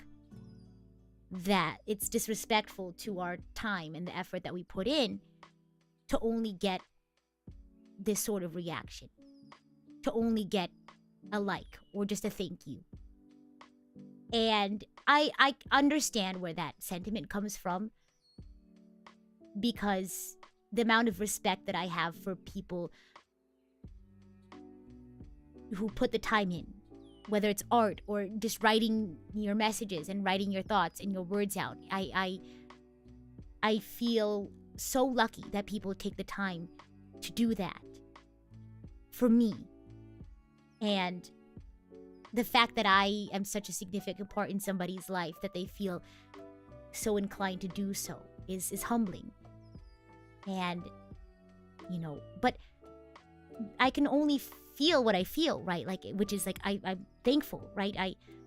There's only so much I can say about that. And again, there's only so many words that I can say in a day or write in a day. And, I can't always express with the most eloquent of words how I feel about every single thing. And I want to be genuine. I don't want to, like, just word soup it, right? Because sometimes the way I want to express all these immense emotions that I have for things is a simple one or two words. I don't know. I guess what I lost my train of thought. What I'm trying to say is,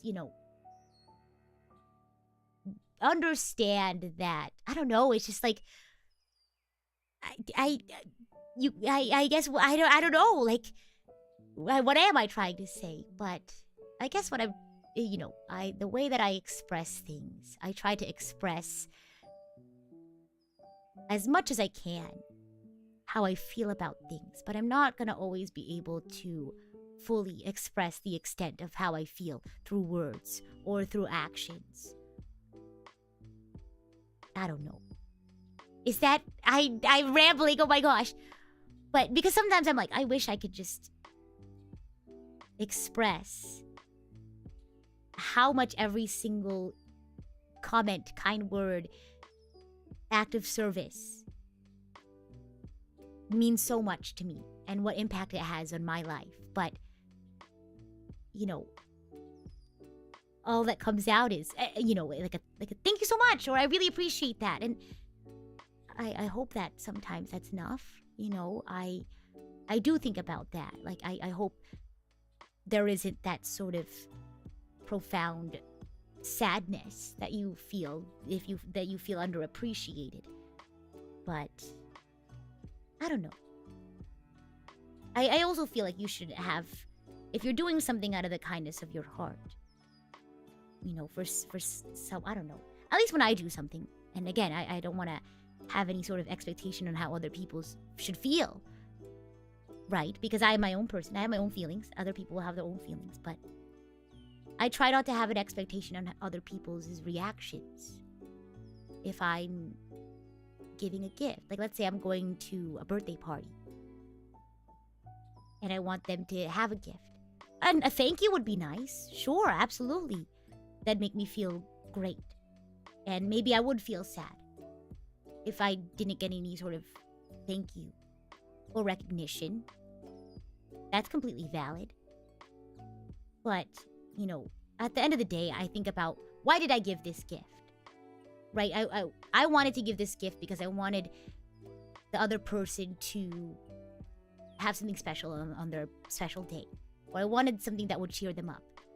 And if it does, maybe this is just me, being like someone who's just so focused on other people's emotions, if that makes sense. So maybe my perspective is different, but the reason behind why I would give that gift is because I want the other person to feel happy, not because I want to feel good about giving a gift.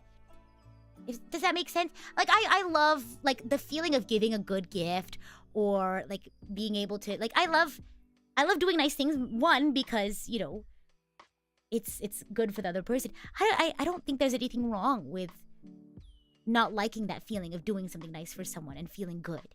I feel like a lot of people are, think like, oh, I'm such a bad person because I only do nice things because it makes me feel better. I mean, you can do both. You can do nice things because you want someone to be happy and it makes you feel nice. You know what I mean? Like, it's not mutually exclusive. But I don't know. I'm rambling. Don't listen to me. I'm not eloquent at all. Let's see. No negative self-talk. I'm very eloquent. But no buts. No ifs, ands, or buts. I'm just rambling. So while I may not have everything that I want to say correctly, I have lots of thoughts and feelings that are very important, and I get them out in the best way that I can. No deprecating self-talk. Let's see. Alex, thank you so much for the the sticker, and as you too as well, Dreeds, for the roses. I very much appreciate that. Occupation, thank you so much for celebrating your 14 months as idol coach. Hello, Rita, I just listened to the song. Really good. Thank you. Thank you for your support, Occupation. I'm glad you like the sound of it and everything.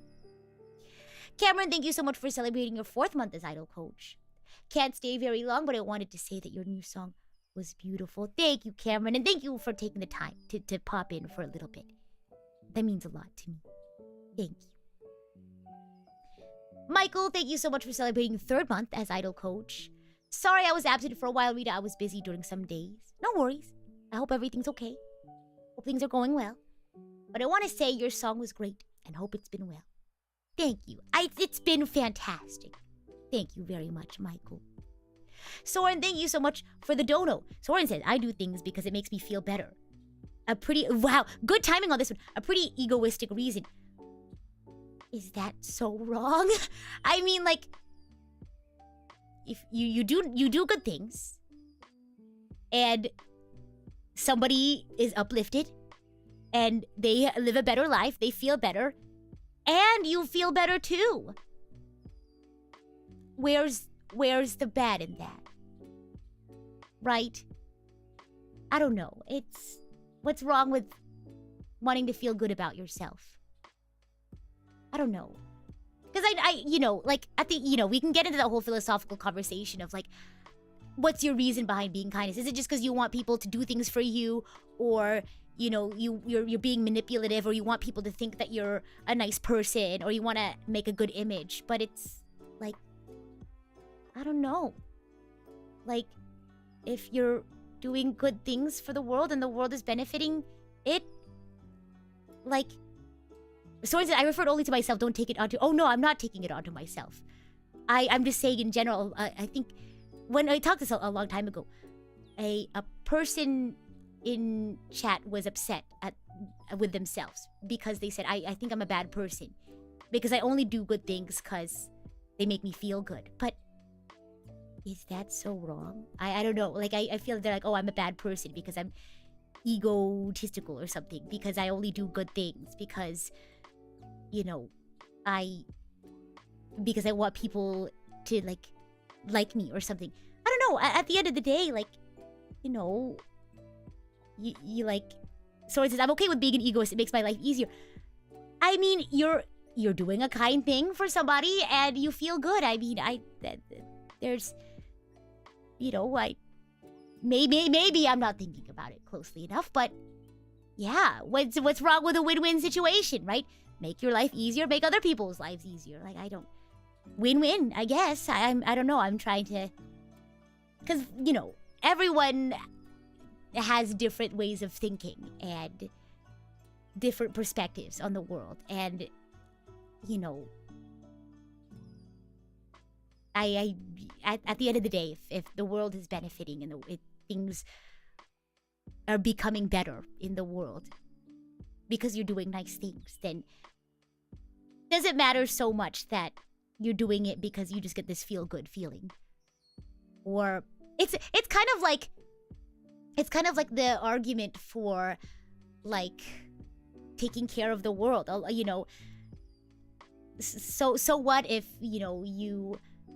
if the only reason why you recycle or use solar energy is not because you care about the earth and it's surviving, but because maybe it saves you money on your energy bill, or because it'll make your life easier down the road if you don't have to worry about something about all the trash on your street, right?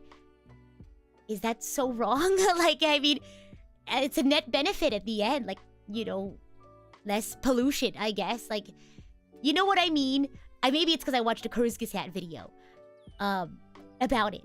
like, it's okay to have that sort of reason for wanting to do good things. And again, remember, the world isn't so black and white. I think at the end of the day, there's lots of grays. And we can get all philosophical about it, but for practical day-to-day thinking, you know, that's my just spitball answer, if that makes sense. But it's really nifty that this dodo came up when we were having that conversation. So, good timing, good universal timing, I guess. Justin, thank you so much for celebrating your 11 months idol coach. But, oh, by the way, offhand remark, I hope that in having these conversations, you all know that I do come from like a good faith sort of perspective. You know, conversations like these are very difficult because, one, they're very vulnerable, but also there's so many different aspects you have to think about. And I do try to be thoughtful about different experiences and different perspectives and different cultural beliefs and, you know, how people's perspectives might, you know, and lived experiences might affect their, I guess, feelings and emotions and behaviors going into conversations like that. But, you know, I hope you all know that I don't think I try not to be very judgmental, but, you know, especially when we have conversations like these, I try to offer you all the same sort of open-mindedness and, you know, judgment-free, I guess, thinking that you all so graciously afford to me. Or at least I hope most of you all do. Oh gosh, maybe there's a significant portion of you who are judging me hardcore right now, but I like to think that, you know, that is not the case. I'm sure there's some of you folks out there, but large majority, I feel very accepted, and I'm glad. I feel that sort of open-mindedness and that respect and that safe lack of judgment from you all. And I want to give that back to you all. So maybe the way that I say things or convey things may not always reflect that properly, but I hope you all do know that. I do go into this with as much open-mindedness as you all afford to me. So, yeah. Apollo, thank you so much for tuning in. I'm glad you listened to it. I'm glad you liked it. Very excited to watch back and learn more about where it came from. There's a lot of rambling. I'm sorry. Oh gosh. My goodness. And Right Trouser says, I have judged you and found you kind and optimal. Thank you. I appreciate that. But yeah, I hope you all know that. I know I'm not the most... I think that I am pretty okay with words, but again, I'm only human. And, you know, sometimes I won't exactly say things the way that I want to say that to them, and maybe if it comes across wrong, you might feel upset or feel attacked. But I do try to go into these sorts of conversations with, again, as much open-mindedness that you all share with me. So, I don't know. Maybe that's just me being self-conscious about my speech and my language, and me being self-conscious about not being super eloquent. But, you know, that's a me thing. That's a me problem. Skill issue, I guess. Let's see here. Justin, thank you so much for celebrating 11 months as idol coach. I guess if it's anything to say, it's good to be another's keeper, and it is good to know your limits. It is what it is, Rita. But yeah, it's just showbiz, right, Justin? It's showbiz, right? Thank you for being you. And thank you for being you, Justin. I appreciate you. Thank you for taking the time to write your message. Mm-hmm. Oh, certainly, but we must seek out our own interpretations. Listening is a skill learned as well as speaking. That's so... You know, I never thought about that. Pause. I have thought about that. Conversation is a two-way street, right? As a speaker, you know, you want to put in as much care as you can, right? You want to put care into how if how properly your feelings are conveyed into words, and you want to think about how the other party might interpret your words, right? There's a lot of care you need to put in as a speaker, but also as a listener, there's also lots of care you need to put into your interpretation as well. Like, obviously you're allowed to feel how you feel, absolutely. Like, don't let yourself not feel things. Again, right? Don't overanalyze things and, ignore how you feel, right? But, like, try to understand that, like, oh, maybe they didn't mean, like, maybe this emoji didn't mean what I think it was, or maybe these words might not necessarily mean that, or maybe they come from a place of, like, care or something like that. Conversation's a two-way street, and, there's lots of things you have to take care of. But again, the burden isn't always 100% on one person, if that makes sense. Okay with words, Rita, I bet you're the most eloquent than every single person in chat. Oh gosh, I don't know. Maybe it's just that, like, I have a lot of things on my mind and I just spit them out and hope that it sticks. Goodness. I don't know, I guess I have a lot of practice from journaling. My parents always analogized conversation to passing a football. It only works if the quarterback throws well and the receiver also catches well. Exactly, KF!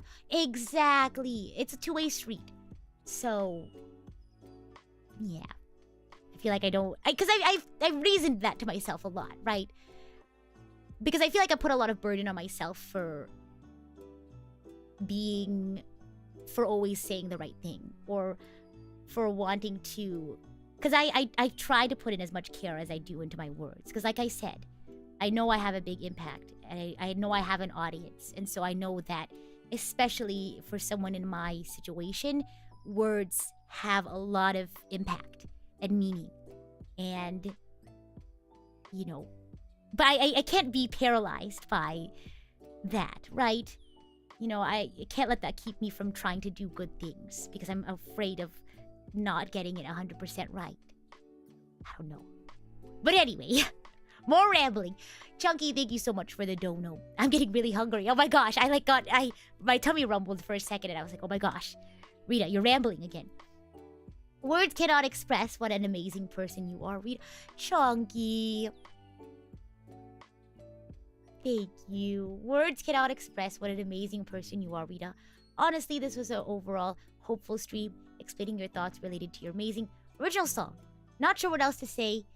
I'm lost to words of absolute amazement. Thank you. Oh my gosh. Maybe have a good meal, Rita. Thank you, Chunky. And you know what? Even if you weren't able to figure out what else to say, I felt that good energy. So I've also kind of reached the end of my word limit, I guess. Now I spent so much of the stream just rambling that now I'm like no thoughts, head empty. Gudao, thank you so much for the super chat. Not McDonald's fun, right? Oh my gosh, I'm so tempted to get McDonald's. Oh, because I have some like work I need to do. Well, not work, but like things that I bought like a thrifted like jacket and I need to work on it. I was trying to make it like cycle it, I guess. Take something I wouldn't normally wear and then make it into something that I would wear. So I'm gonna work on that. Yeah, little project, I guess. I had a very busy day today, actually, now that I think about it. Went hiking, and I went to shopping, and I hung out with some friends. We got boba. It's really nice. Yeah, but what I get? Like a burger. Oh my gosh, I haven't had a burger in a little bit. So like a burger meal with fries. Maybe. And I like a soda. Real Ciora, thank you so much for the dono. I'm very sorry to break stream rules. Oh, no, it's okay. Well, let's see.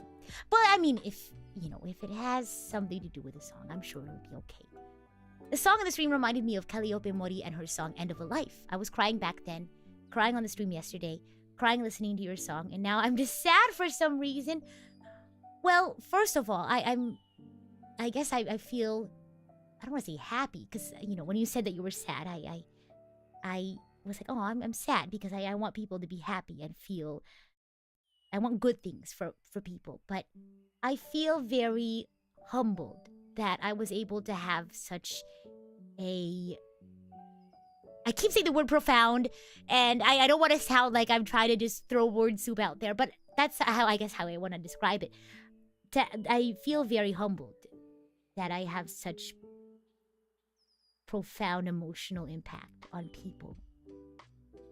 And for what it's worth, I don't know. Again, I sometimes I don't know what to say, but I feel so honored to have that impact on someone's life. That my words carry so much meaning. I've also said impactful so many times this year. I feel so bad. I'm repeating so many words, but that's just how I feel, right?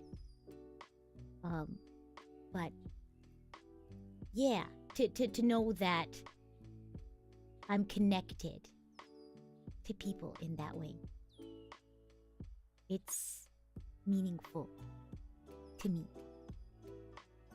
I hope that you will have happy time. See, now I'm a caveman, Rita. I hope that you...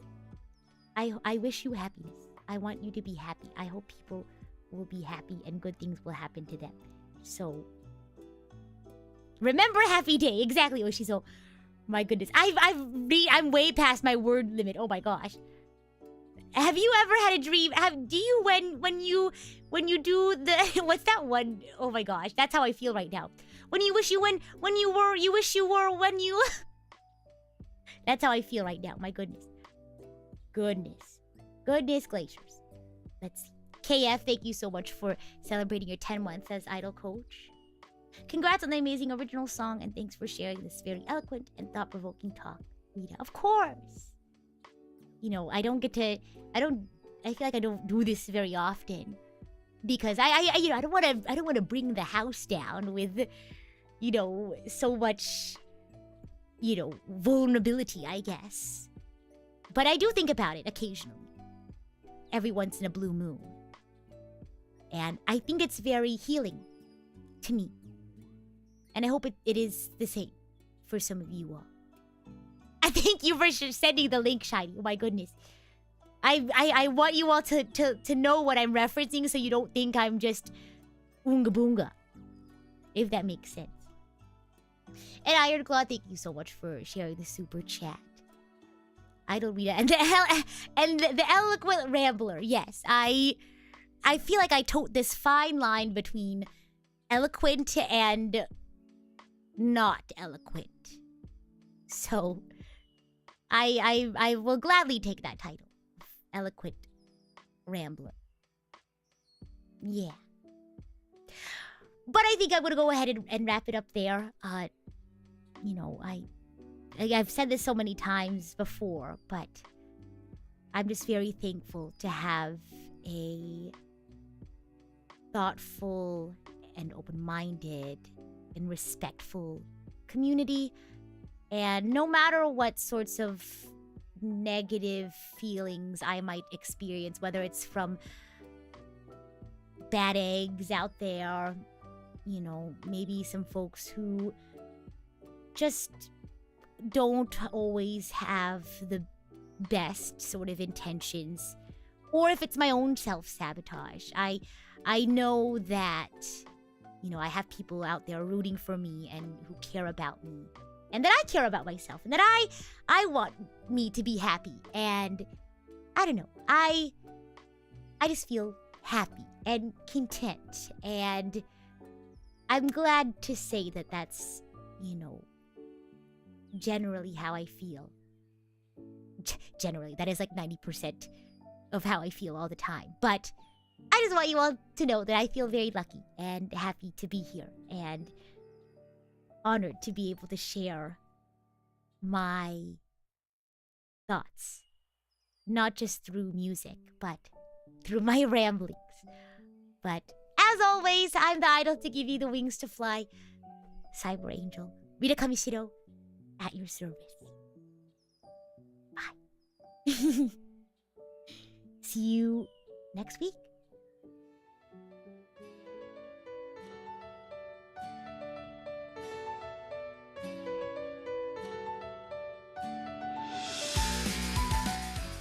And it is quite a busy week next week. Not only do we have my appearances at Anime North, but I'll also be doing 6 streams. Oh my gosh, you should have seen me wrestling with myself over my Google Calendar. I was like, how do I fit in another Tears of the Kingdom stream? I did it. I was like, do I add another Tears of the Kingdom stream, or do I give myself a break week? No, I added in another stream because I've been playing so much Tears of the Kingdom. Every single time I play Tears of the Kingdom, I think to myself, I wish I was playing this with the Archangels right now. So I went ahead and made peace with myself, and I put in a second stream. So unfortunately, the Tuesday one can't be an endurance. I made plans to have book club with my friend, so I can't keep her waiting for too long. But yeah, pretty cool. The one on the 28th might be an endurance. Who knows? Oop! I didn't say it. Oh gosh. No, Rita, be responsible. But, or not. Tears of the Kingdom is my joy, and sometimes you just gotta be irresponsible. But anyway, thanks for hanging out. I appreciate you all so much, and I hope you have a wonderful rest of your day, or a wonderful rest. Okay, bye.